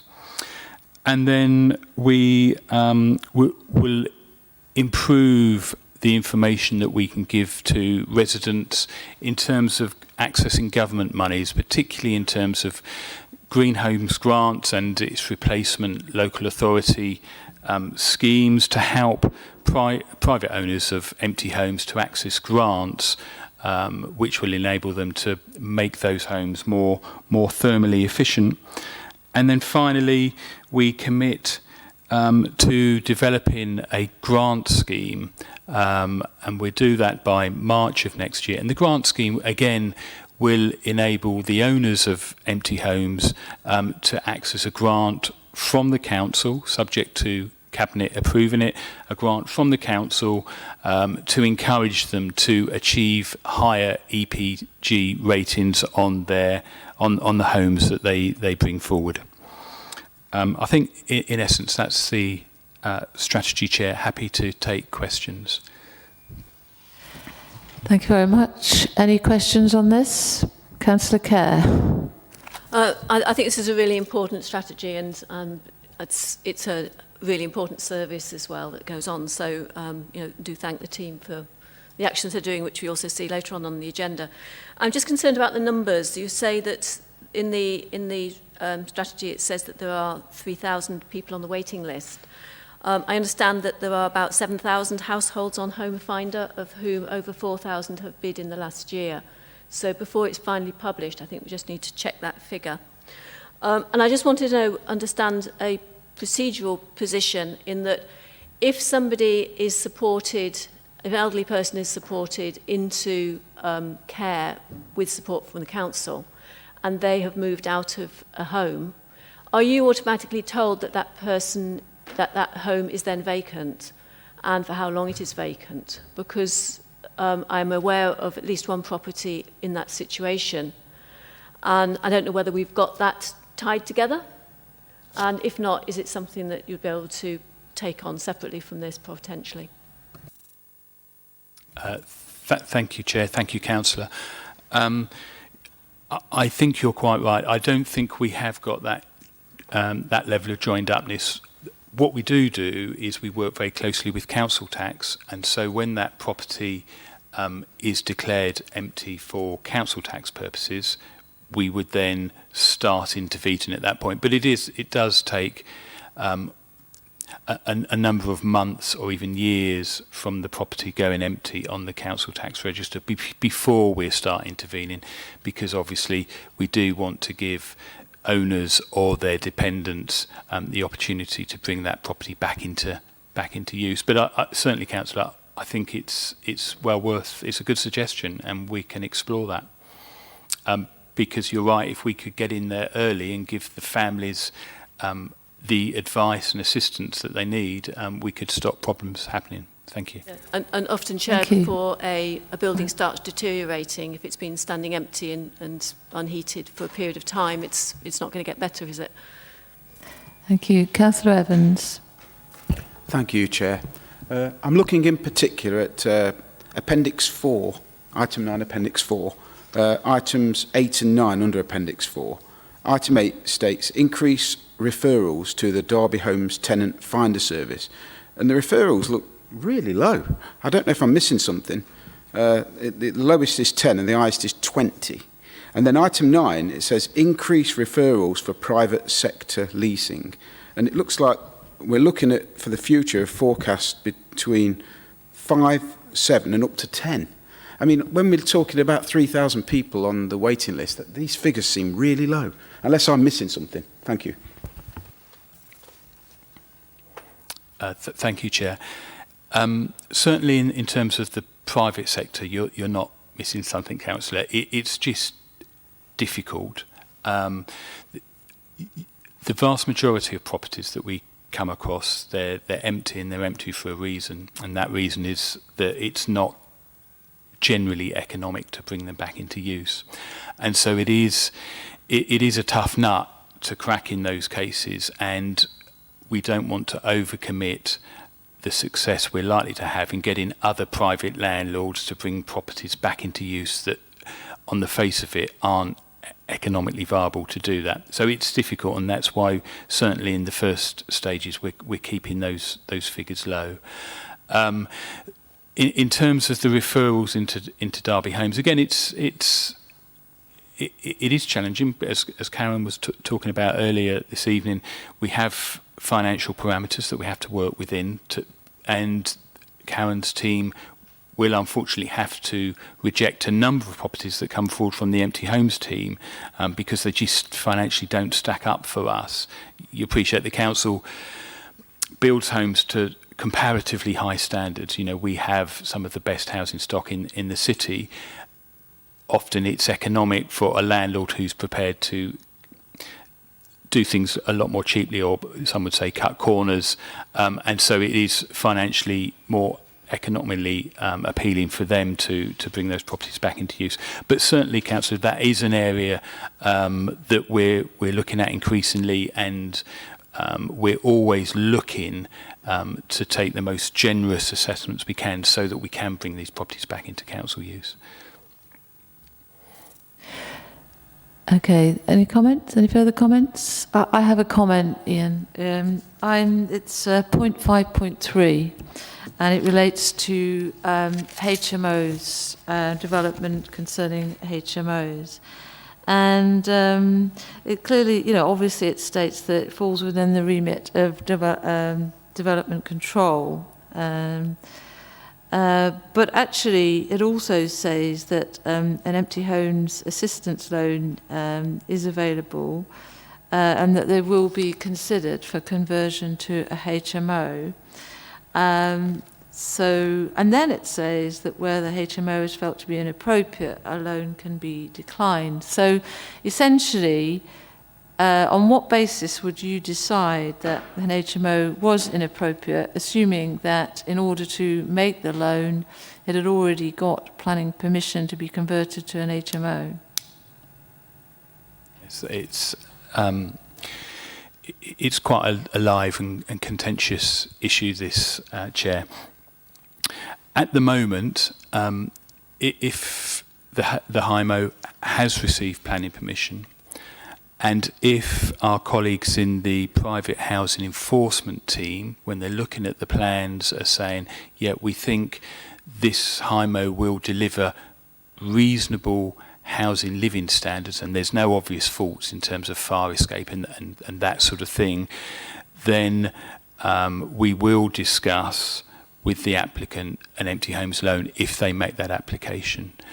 Now, I know members have been looking at this in some detail in recent months. Our cabinet member is keeping abreast of those discussions, and I think that position could change if members decide they want it to. But certainly, I don't think that those discussions with regard to HIMOs and what the council can do to restrict the number of HIMOs in certain parts of the city have actually been concluded at the moment. So I think there's discussions with the chief planner and members to explore concerns about the number of HIMOs being created in certain parts of the city. That hasn't been concluded yet, but if the council were to come to a view that it doesn't want HIMO in certain parts of the city, then I think we would change this part of the strategy to reflect that. So is this a conditional sort of clause? Are you saying this anticipating that there might be that change where it's felt to be inappropriate? Because my point is that people are applying to you, presumably, who already have planning permission to and then you're going to say it's inappropriate, but it's already been deemed appropriate by the planning department. I'm sorry, Joe, I misunderstood. I wasn't clear. No, if a HIMO has got planning permission, and as I said, as long as it's going to be safe, fit accommodation, then we will say you're eligible for a loan and we will consider their loan application, just as we would for any other property being brought back into use. And obviously, what we might anticipate in that case is that if it were quite a successful conversion to HMOs, then that this would be quite a profitable property potentially for someone to own. So what are we assured that there will be a good return on this loan? Is it an interest-free loan? It's an interest-free loan for somebody to develop a property into HIMOs. Yes, Chair. All of our empty homes loans are interest-free, and that is because obviously the whole thrust of the strategy is to get more properties brought back into use, and we don't differentiate between an empty homes loan going to a HIMO owner to one going to an individual. So you're quite right, Chair. It would be interest-free. Well, I'm concerned about that in the sense that I think obviously we all want to see properties renovated in the city. We know that can be expensive for older properties, but we may have a scenario where an owner has let the property go into disrepair, and then obviously it's not attractive to a family, and we know we have a shortage of especially affordable family homes, but maybe we could envisage a property that may not be very suitable these days for a family home. I accept that, but that's where we have the shortage. We have quite a range of HIMOs already across the city and lots of flat developments as well. So I don't, personally, I don't see the development of these HIMOs as being an urgent need, whereas the development of affordable family housing is. So I'm surprised that they're given the same treatment, especially as most HIMOs will be extremely profitable to the person who does the conversion and the property owner. And it's part, you could argue it's a bit of an incentive really to do that conversion. So I don't know if anybody, I'm half inclined to make a recommendation here, but I don't know if people are just, Alan looks like he's falling asleep. Sorry, I know we've got a huge agenda, and I know we're going a bit more slowly than we usually do, but that's because we have a big agenda. And I actually think we've got a huge number of extremely important issues tonight, and I do think this is one of them. So I just take view, I'm not going to propose a recommendation without taking some views from other people, because obviously if there's no support for that view. Councillor Pegg, isn't it? Yes, Councillor. Thank you. I tend to agree. I think there needs to be a greater emphasis on giving support to convert empty properties into family homes wherever possible. I think it was Councillor Cooper next, was it? Or Councillor Evans? Thank you, Chair. Yeah, we have many HMOs in the Ulverston ward. Some successful, but many not, and many have really fragmented the community, really. And to stimulate it in this way, I'm against it. And I think if we could put some sort of recommendation in to remove that for HMOs from this, and if we could do that, I'd be grateful. That you're proposing, yeah. So I think next it was Councillor Cooper, then Dinser, then Grimmadale. Thank you, Chair. I completely agree with your sentiments straight after the report. I completely agree with Councillor Pegg's comments and Councillor Evans. HIMOs, there's been a massive growth in the city of these HIMOs over the last 20, 30 years. It does give me grave concern that the council is even consider stimulating that market that to me seems quite saturated. I think in the strongest terms we've got to ask Cabinet to remove that stimulation within the market in Derby, and we should be stimulating good family homes, good quality family homes. Like you say, the market is doing well for the flats and apartments in the city. You know that they're definitely going up, specifically in the city centre living. But we've also got to stimulate, as Councillor Kerr no doubt in our previous thing we discussed, is making sure that the decarbonisation agenda is also considered as well. For me, I think the strongest recommendation to our colleagues in Cabinet needs to go forward that this needs removing. That's just my view. So just to be clear to me, Councillor Cooper, what you're suggesting is we actually we suggest that they do not offer any empty homes assistance loans to HIMO conversions. I think we need to potentially put in something there with a case by case. However, it's got to be exceptional circumstances. You know, we shouldn't be, as a case in, the standing order, stimulating this kind of property development in the city, especially not using taxpayers' money to do so. Absolutely not. That's just my personal opinion. I'm just trying to think what our recommendation might actually be. Thank you. Councillor Dinser. Yeah, I mean, I totally support the comments made by all the previous contributors. I don't need to repeat it. We should have some clear message about HMOs. They are proliferating across the city. They're not, you mentioned Alveston, they're happening in the Normanton ward as well. We need to understand that they are not helpful to Harmony and for properties living in, particularly in small properties where people are cramped, one on top of the other. So I think we should take on a recommendation and recommend that they are not considered as part of this process of receiving applications. Thank you. Councillor Grimmadell. Thank you, Chair. I completely agree with my colleagues. I find that HIMOs actually can disrupt a very decent residential area, and I have great concerns over HIMOs, and I'll support the recommendation going through. Thank you. Thank you. Councillor Eyre. Thank you, Chair. Again, completely agree with everything that's been said. Now, I don't think that HIMOs are quite as prevalent in my ward of Oakwood as they are in other areas of the city. But about 4 years ago, I was a student living in Mackworth ward, and I know by saying that I've just made everyone feel really old, so I do apologise for that. And the market for HIMOs for students and really for everybody is growing exponentially on its own. I don't think that we really need to be helping that. And in the sense of providing for family homes, completely agree that that's the preferred option. But again, completely agree with Councillor Cooper on that exceptional circumstance requirement. There may be circumstances a HIMO is required. I think there's going to be a lot that it's not, and it is that case-by-case basis that's the key for it, really.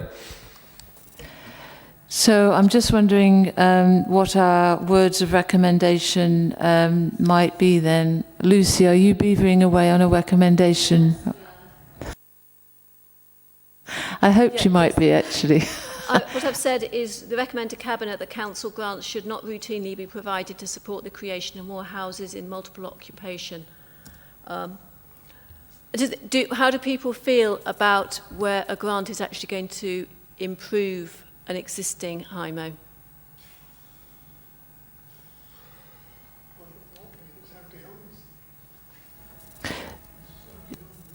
Would that occur, Ian?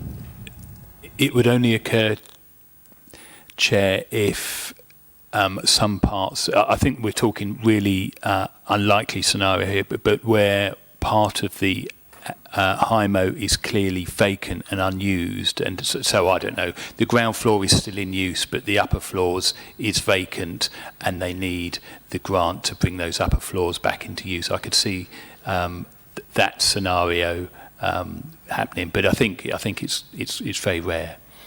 Normally they're empty, Chair, and that's why we give them a grant. Thank you, Councillor.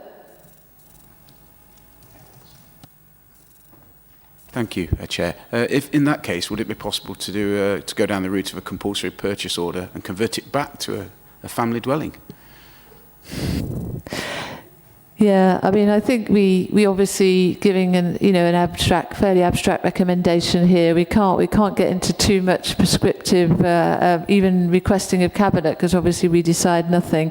I'm just going to take one from you, Councillor Dinder. I'm going to ask Councillor Kerr to repeat again. I didn't quite hear the recommendation, and then we'll vote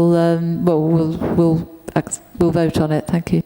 I mean, I think Councillor Kerr's initial drafting of the recommendation encapsulating what we said is okay. I don't think we need to go into the additionality, because as long as we give the message to the officers that it should be rare or exceptional, that particular scenario, which may or may not happen. Okay, thank you, Councillor Dinder. I mean, we are only making a recommendation at the moment in it's like a broad thrust of the general direction of travel, isn't it? It is up to Council Cabinet and the Cabinet member to either accept or reject and iron out any details. Last point, Councillor Kerr, because I'm going to ask... It was just to make clear where we want this to be, because it needs to go within the empty homes policy. So recommend to Cabinet that empty homes policy should make clear that council grants would not routinely be provided to support the creation of more houses in multiple occupation. Okay, thank you. Just a point of clarification there. We're talking about loans here, aren't we? Not grants. So could we change that word to loans?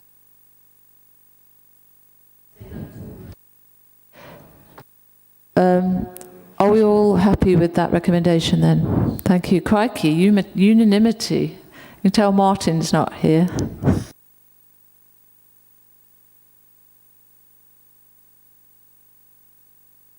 Are we happy with that, Stephen? Yeah.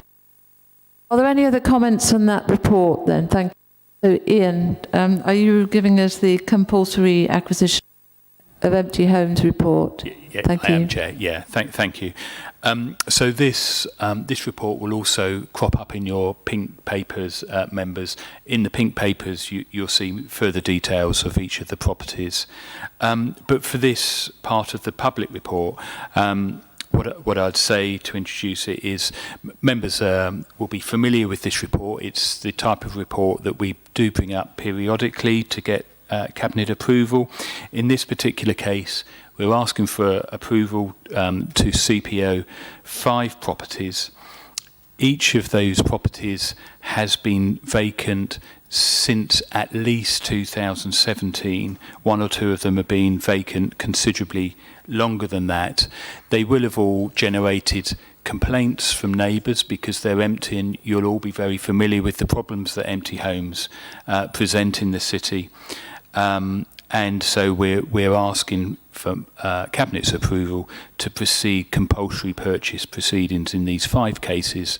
From our previous experience, Chair, if we get authority for these 5 cases, probably only 2 of them, maybe 3, will actually go forward to a CPO, because normally the threat of a CPO, once Cabinet have authorised it, is enough to encourage owners to bring the properties back into use under their own steam. Thank you, Chair. All right, thank you very much. Are we happy just to accept that for now, that report? Come back to it under the pink papers section. Thank you. Now we have a report which I already know much about, because Nigel has given me much of his time to explain much of this to me in great detail. So it's the Mobility Information System Research and Development Report. Thank you. Thank you. The report is seeking approval to enter into the relevant commercial agreements with Toyota Kinto and other partners to launch what is a fairly sophisticated trial of mobility as a service. The user of the service will see an app or a web application. But behind the scenes, it's much more complicated than that, both technically and commercially. Initially, the scheme is proposed to run for 18 months, very much as a research and development trial. There's lots of talk in the transport world about mobility as a service, and it can mean a lot of things to a lot of different people. Anything from a very simple dial-a-ride system up to things that are far more sophisticated. But ours is definitely at the sophisticated end, probably one of the most sophisticated tests, certainly in Europe, and actually the scale of it as well, even though it's restricted to students and staff of the university and college. Even with that cohort, it is globally significant in its size. Most of these things tend to be rolled out very small, quite often with businesses, and they're quite often targeted at ride sharing for businesses and fleet management operations. This is quite an extraordinary trial in that context. It's come to us really because we signed the collaboration agreement with Toyota as an authority back in May this year. To work on prospective projects or just prospective ideas, but to share information. And this has really come out of their own R&D development teams and some of their partners and some business incubation projects that they've been working on. So this is a lot of this is world first. It's cutting edge. It's very bespoke to the city. So where smaller trials have been run with a population, they tend to be out of the box. Relatively unsophisticated, put into some sort of service and then trying to corral users into them. Ours is much more bespoke to Derby market conditions. We've chosen obviously to go with a small trial, and it is definitely R&D. There is a lot of this to be developed. On day one, it will definitely not be the finished product. It will develop determined partly by how users respond to it, what we can do in terms of inputs and what we see in terms of outputs. Obviously, there's quite a bit in this system where we're trying to see if there's any influence on choices around mobility. It will include things around public transport, but it will also include options around active travel and provide advice on active travel. If we are successful in launching a new bike scheme, or if scooter schemes are extended by government after March next year, and we don't know the context of that yet, but if they are, then those sorts of operations come into it as well. There's a lot of commercial aggregation that happens in the background, which is in the hands of a third party. But you'll notice that we have engaged specialist external legal advice with experience of dealing with some elements that they're familiar with of this type of scheme, because there is the potential for this to go beyond 18 months, maybe not with the same provider, maybe with the same provider, maybe a different scheme, maybe a regional scheme, because we are working alongside Nottingham City Council as well on a wider study which sits alongside our trial. So we'll have both study and trial at the end of 18 months. To actually bring together and see whether there's appetite for a wider regional scheme. I think the other element to draw your attention to is that it does include something which is absolutely a world first, which is an accessibility platform, which we can't say too much about at the moment because it is still in a development phase and still has some commercial confidentiality around it. But it is basically aimed at providing information to people with mobility needs, not just in transport, but outside of the transport sphere, which allows them to make the sort of decisions that people make without thinking about. So instead of categorizing places as accessible or not accessible, it provides real granular information. It's partly user-driven and user-developed. There's lots of AI in the background. And it's absolutely a world first, and we are getting it ahead of some major cities, major capital cities around the world, who are queuing up to sort of try and get into this sort of sphere. We will be able to communicate two-way, or the system provider will be able to communicate two-way with users around travel choices. So as well as trying to suggest that if they'd made their journey by a certain means, it might have been more convenient or time-saving, There's also the cost element of trying to say to people it might have been cheaper if you did it like this. And obviously we're also trying to leverage being able to tell people what their carbon output was in terms of their travel choices. It correlates very closely with government moves over the last 12 months in terms of the National Bus Strategy, where it talks about better information, seamless ticketing, all of these sorts of ideas. It correlates with the Transport Decarbonisation Plan on much the same terms, but it also offers the ability potentially in the future to expand beyond transport into being able to book and manage your own visit to the city, booking meals, booking events, booking theatres, whatever, and being able to just basically have a seamless journey through the city. Could be a promotional tool in the future. It may have that capability. So it's quite exciting. It's £635,000 to launch it, and that is the total cost for the 18 months. The funding is coming from Future Transport Zones, which is government funding, which was designed to test live labs of real innovation. And indeed, that funding accepts that this is testing schemes that may fail. This is the Future Transport Zones funding. We were one of only 4 cities in the country to get it. MAS, Mobility as a Service, was part of our pitch. So it's funded. And basically, it is, as I say, in that live lab space. And I'm guessing that a lot of the questions that you might have, the answer will be, well, we'll have to wait and see, because it is truly research and development. But that's a sort of anticipating questions. But I'm happy to take any questions. Thank you very much, Nigel. Are there any questions on this report? Any comments, Councillor Kerr? Chair, I think this is really exciting. It's been so much talk about mobility as a service, and it's really nice to see it actually sort of coming to fruition.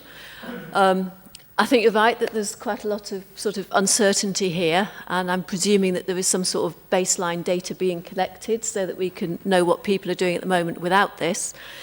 But I'm not clear from the report as to how we deem it a success, and also, if it is deemed to be a success, how we continue it when we get to the end of this funding.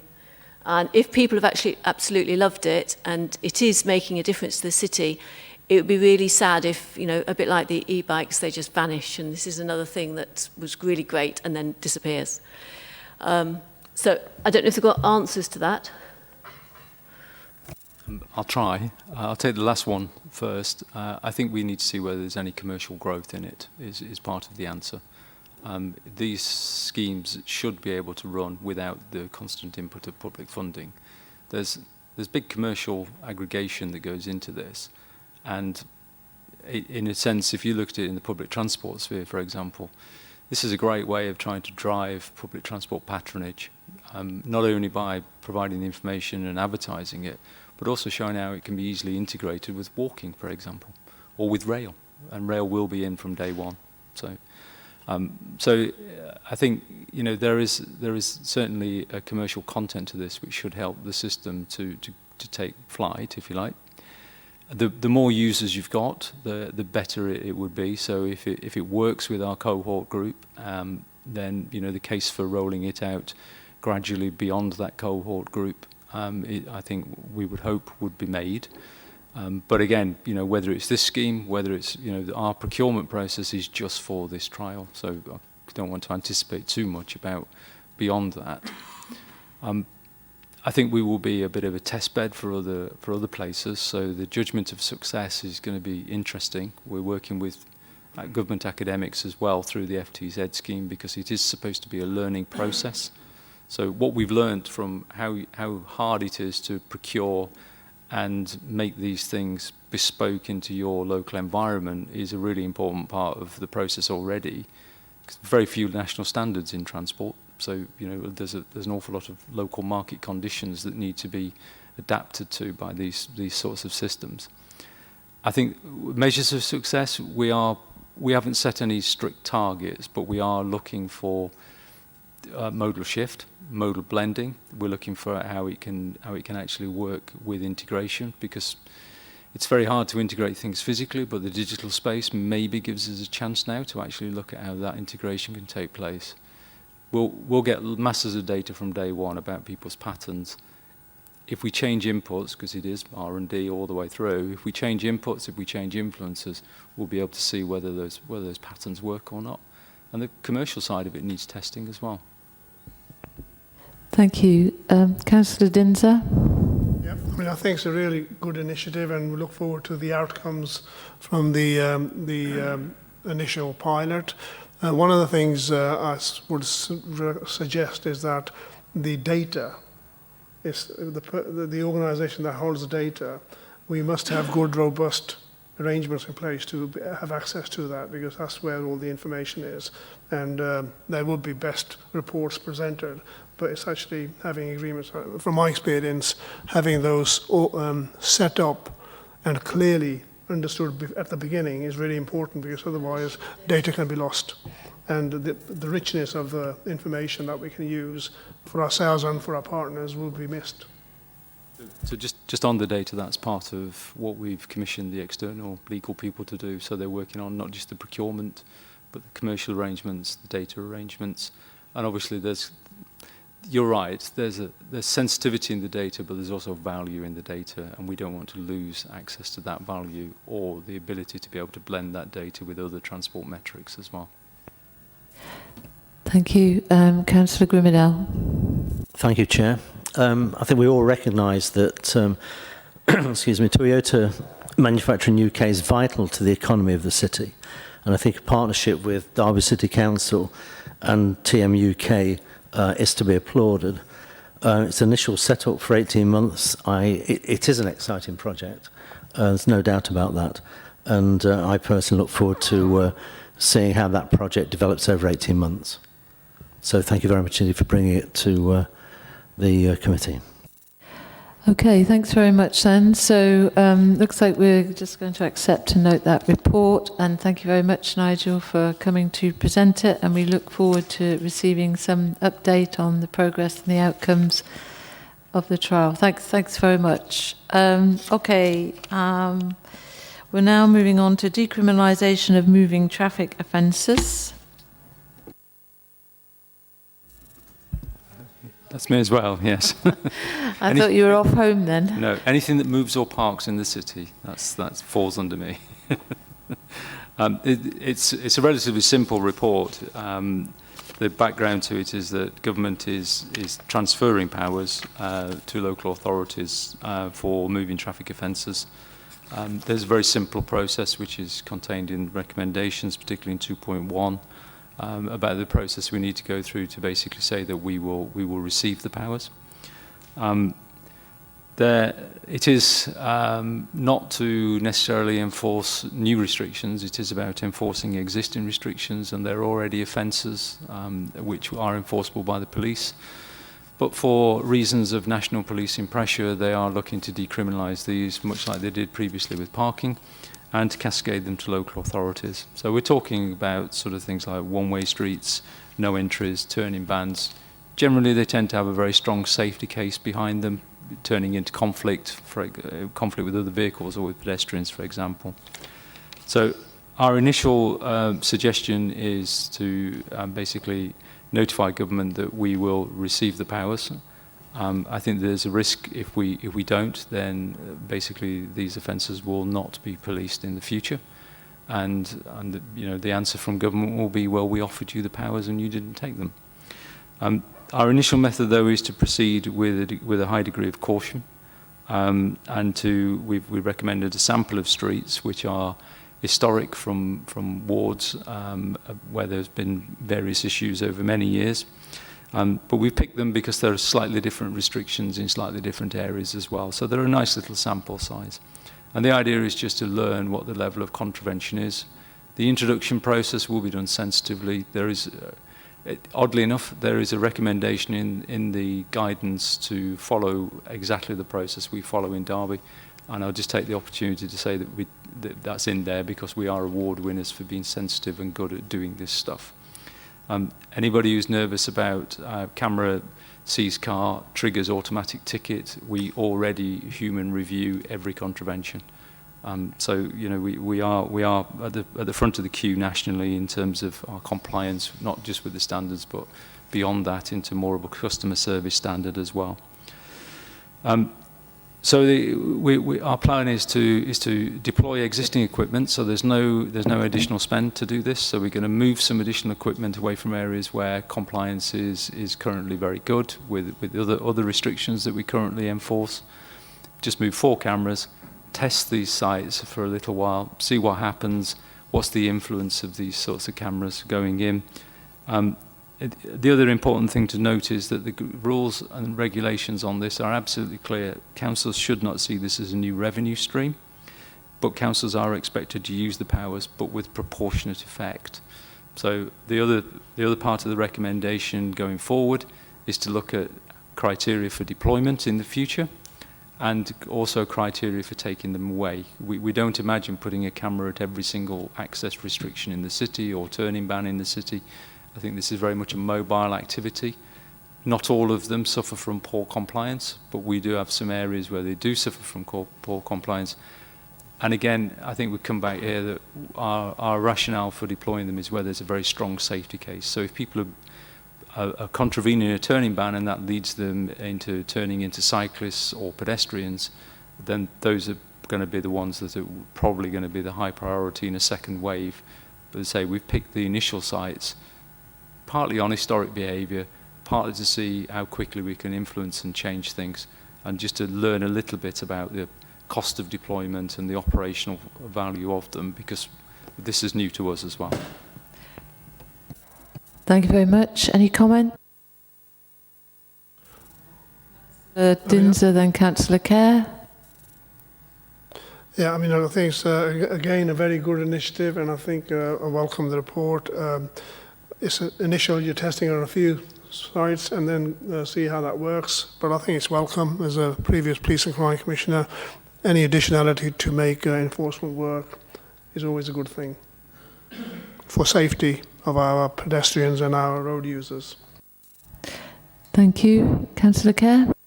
I just wanted clarification or maybe confirmation on the way this will work, because it says that from November 21, if we apply for these powers, we will be given them.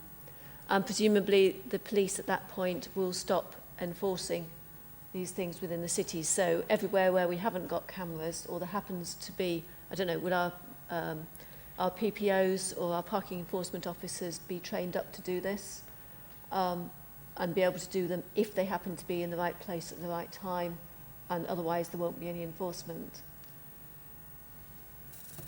It is already, the reality of this is already that it is a very, very low policing priority, and you have to work quite hard to get, police assistance to manage these things. You probably have the experience of this in your ward. Most councillors will have a similar experience.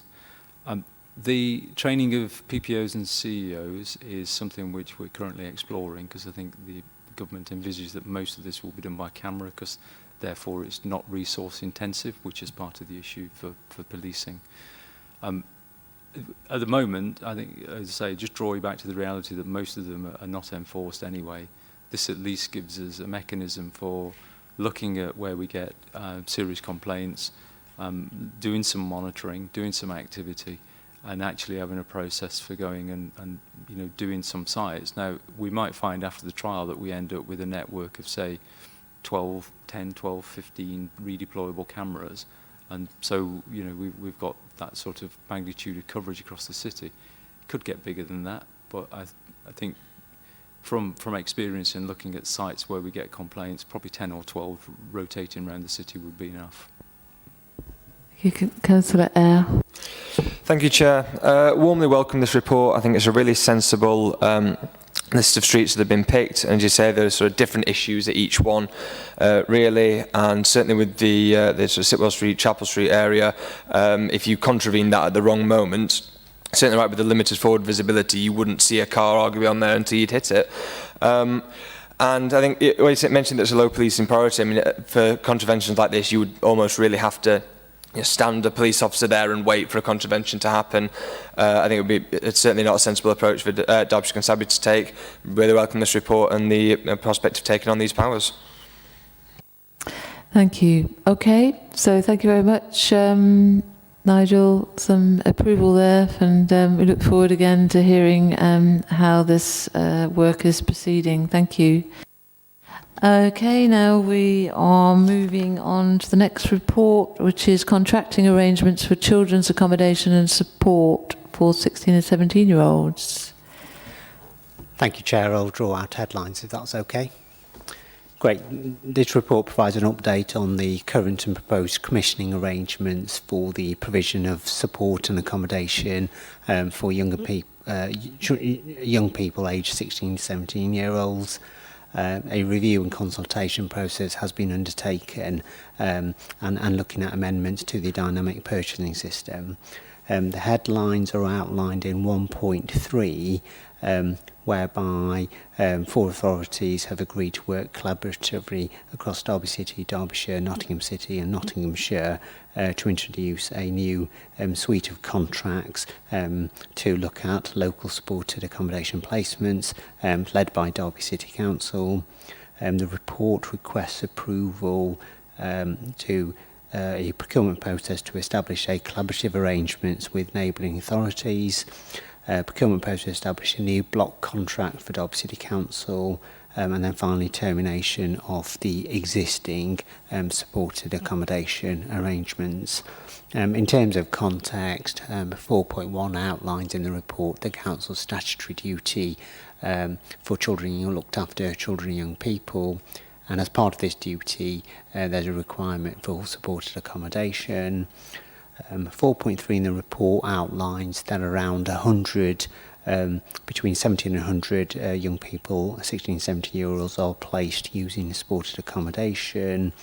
And 4.4 outlines the procurement processes in relation to that. And then, Chair, in terms of consultation, section 5.1 outlines that children and young people have been consulted in terms of changes to establish a block contract and have a local provision together with engagement with providers. Financial implications are set out within the report as well. Happy to take any questions, Chair. Thank you very much. Any questions here? Councillor Kerr? Thank you. 2 things. Firstly, I wondered whether we were paying any penalties in finishing the previous contract early. And secondly, I just wanted to ask what checks there are regarding safeguarding for these vulnerable young adults. Thank you, Chair. To confirm the first point, there are no penalties, that's been considered. And then secondly, in terms of safeguarding, all those necessary due diligence will be done before they come on to, or before a block contract is awarded or a new framework across the 4 authorities is set up. Thank you, Chair. Any other comments on this report? No? Okay, thank you very much. Okay. The Budget and Policy Framework Report. Thanks. Is that you, Alison? Thanks.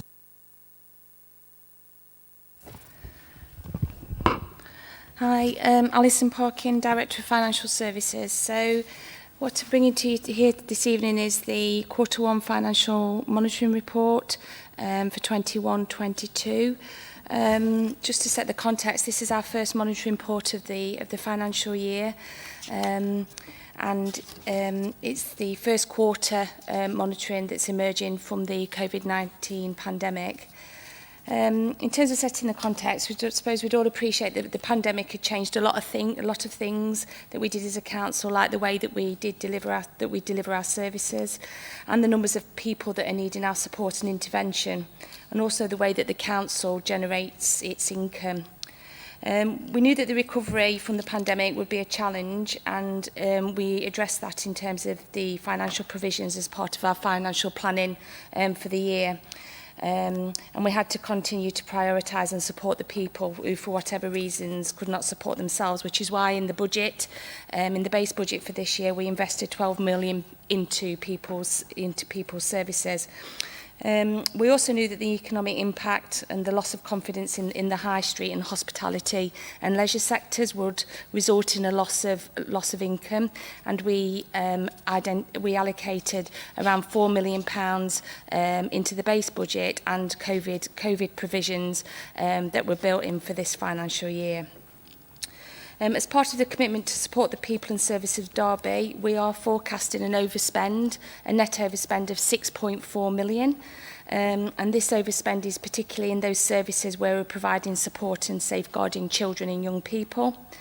It's not unique to Derby, and it's a pattern emerging across the local government sector nationally.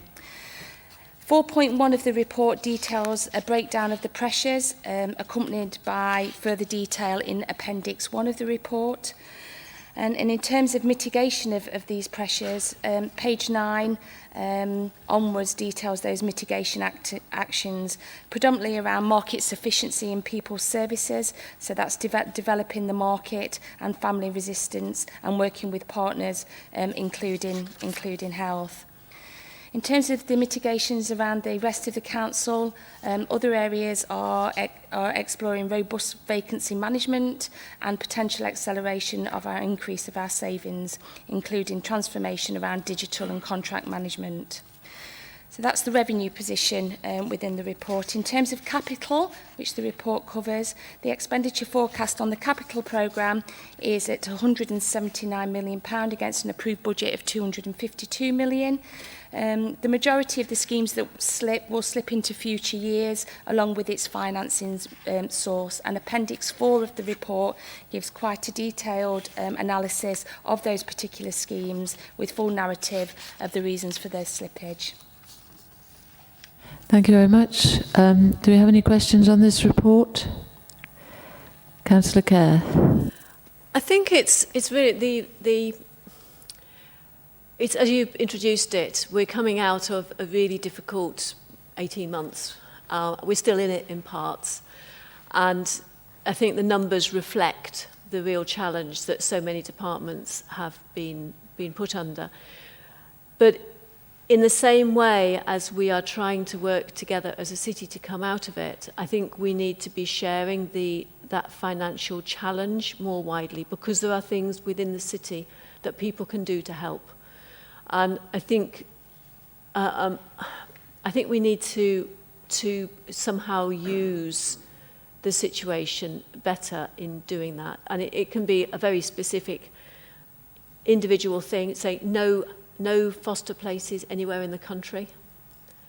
You know, we have households in Derby who potentially could become foster carers but may not have thought about it, and they may not think about it in terms of the bigger picture of services in all areas in Derby. And I think the context needs to be provided in that way, as well as just in the very narrow perspective of the child. But they're obviously very important perspective. And then there are things like, you know, we had the recycling rate highlighted recently. 37.5% recycling rate is really low. And that is something, again, that we need to be able to address, and everybody in the city can help with. But how can we put a challenge to the strategic management team, or whatever it's called these days, to say, how can we engage? And I think that includes working through ourselves as councillors, and how councillors can all be helped to engage with looking at what we can do to deliver a stronger financial position for the council. I think in response to that, you know, they're really valid comments. I think this strategic leadership team of the council, one of those priorities, which Rachel North is leading on, is around the partnership engagement, and we've actually made some real headroom in that area because of exactly the opportunities that you're talking around, in terms of this isn't actually a city council post-pandemic response. It is actually a city-wide response, including all of our partners as well. So they're very much on the page with that agenda, and you know, we take on board those comments really. It is very it is very challenging, and we have statutory obligations to meet in terms of the vulnerable people within the city. Valid point around foster care, that has been a challenge for a number of years. The fostering recruitment team and the in terms of their strategy going forward is probably acknowledging that the city, there may be more opportunities in the city, particularly as people may be looking for other ventures or have a moral conscience in terms of being able to support wider the public services. So that is definitely something that the recruitment team within the fostering agency are looking at. But, absolutely very, very challenging position and accept any support really that any councillors in terms of lobbying that can be made in terms of being able to make local government sustainable going forward. Thank you. I have a few comments, Alison. Obviously, we are now nearly at the end of quarter 2, aren't we? And we're just receiving the end of quarter 1 report. So I think that's interesting, and I think perhaps we ought to have it a bit earlier.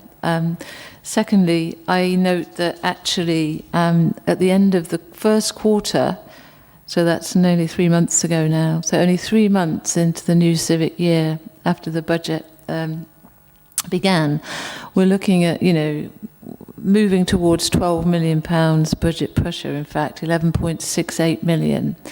So that you have mitigated by taking money from reserves, the COVID reserves, COVID placeholder budgets, and the business rate smoothing reserve.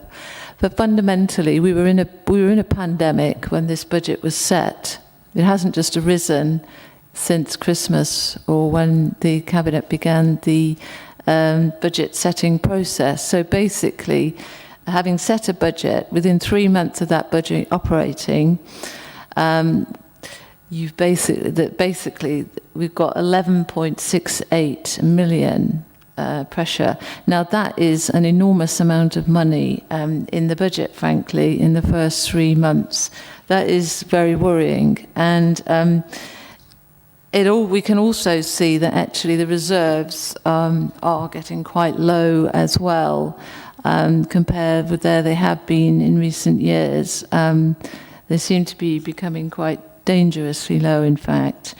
So I suggest that actually this is very concerning. I'm concerned about it because without those specific government recent support money, then we would be looking at even more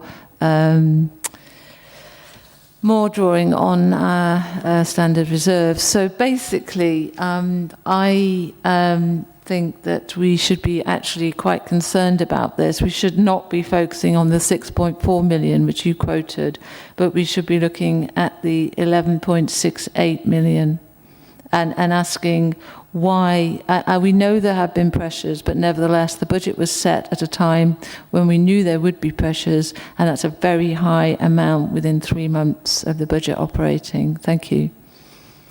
If I can just respond to that, I think the table at 1.3 clarifies the use of funding in terms of supporting that £11.6 million pressure that you've quoted.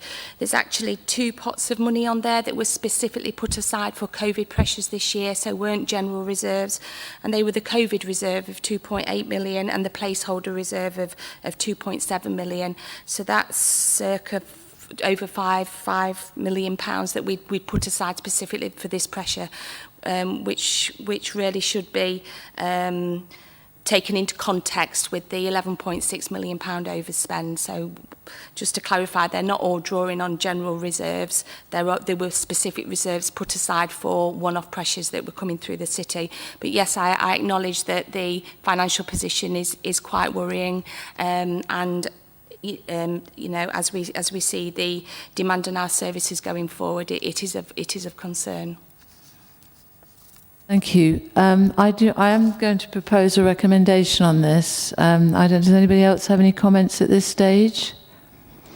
Okay, I have a recommendation, and perhaps it could be a little bit more concise, but I'm trying to chair and write at the same time. So I'm saying that given the 11.68 million budget overspend at the end of Q1 and the weakness of the budget reserves, executive scrutiny recommends that rather than continue to draw on reserves and rely on certain government supplementary funding, which may or may not be coming in future, the council cabinet should work early on in the civic year to establish a sustainable, well, with cross-party, I'm saying, work cross-party, to establish a sustainable budgeting framework going forward. In a way, it's drawing on what Lucy was saying about addressing the underlying, where we're going as a council, what the underlying trend is, rather than a kind of emergency start funding. So that's my recommendation. I'm proposing that. Would anybody second that recommendation? Chair, I wondered whether we could insert not just with the council and the city to get a sustainable budget, because I really feel that we need to work broader than inside these walls. I'd be happy to insert that. It's quite a long recommendation. Have you captured that, Stephen? Thank you.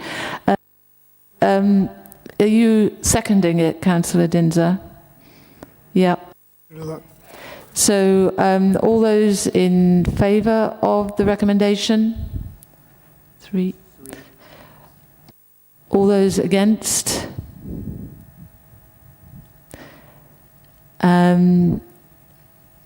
Any abstentions?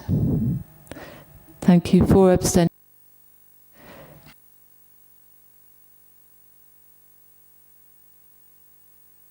Okay, thank you very much for that. Now, we're moving on. Oh, sorry. Forgive me. Any more comments or questions on that report? Okay, thank you, Alison. Right, moving on now to the contract and financial procedures matters. Thank you. Thank you. Just to give you an update, the papers for Cabinet tomorrow will have one of these items removed. It's the Safety of Women at Night Fund, where it's seeking approval to bid for up to £300,000. The reason that is going to be removed is that the OPCC have now applied for that funding stream with the police, so the local authority approval is no longer required. That's only come through this afternoon, so apologies that that amendment hasn't been made in these report, but it will be removed. In terms of the rest of the report's seeking acceptance for a number of funding streams. One within the adult learning service for £750,000 in terms of funding from Futures Nottingham to deliver the careers, advice and skills within the city. We have an expression of interest and approval of the full application for funding of the bid to the Museum Estate Development, which is the MEN Fund, for up to £750,000, and that will hopefully, if successful, will go towards the improvements of the museum and address the backlog of maintenance at the museum. The Derby Football Hub, we've got approval of changes to the scope and delivery of the Football Hub project, and also the approval for additional capital feasibility reserve of £41,000 to deliver that scheme. The Leisure and Marketing team, approval of a budget transfer of £350,000 to the staffing and marketing budgets within the Corporate Resources Directorate, which reflects the transfer of staff that happened during the pandemic, so that's to make permanent that arrangement. And then we have a traffic signals maintenance grant where we're seeking approval for the acceptance of £500,000 to the Department of Transport and to add to the capital programme for the highways and transportation based on the conditions of the grant. Thank you, Alison. Any comments on this? No. So thank you very much. That's accepted. Okay. Now we move to the point where we need to exclude the press and public because we have 3 short confidential items. I assume everybody is happy that we do that. Thank you. Okay.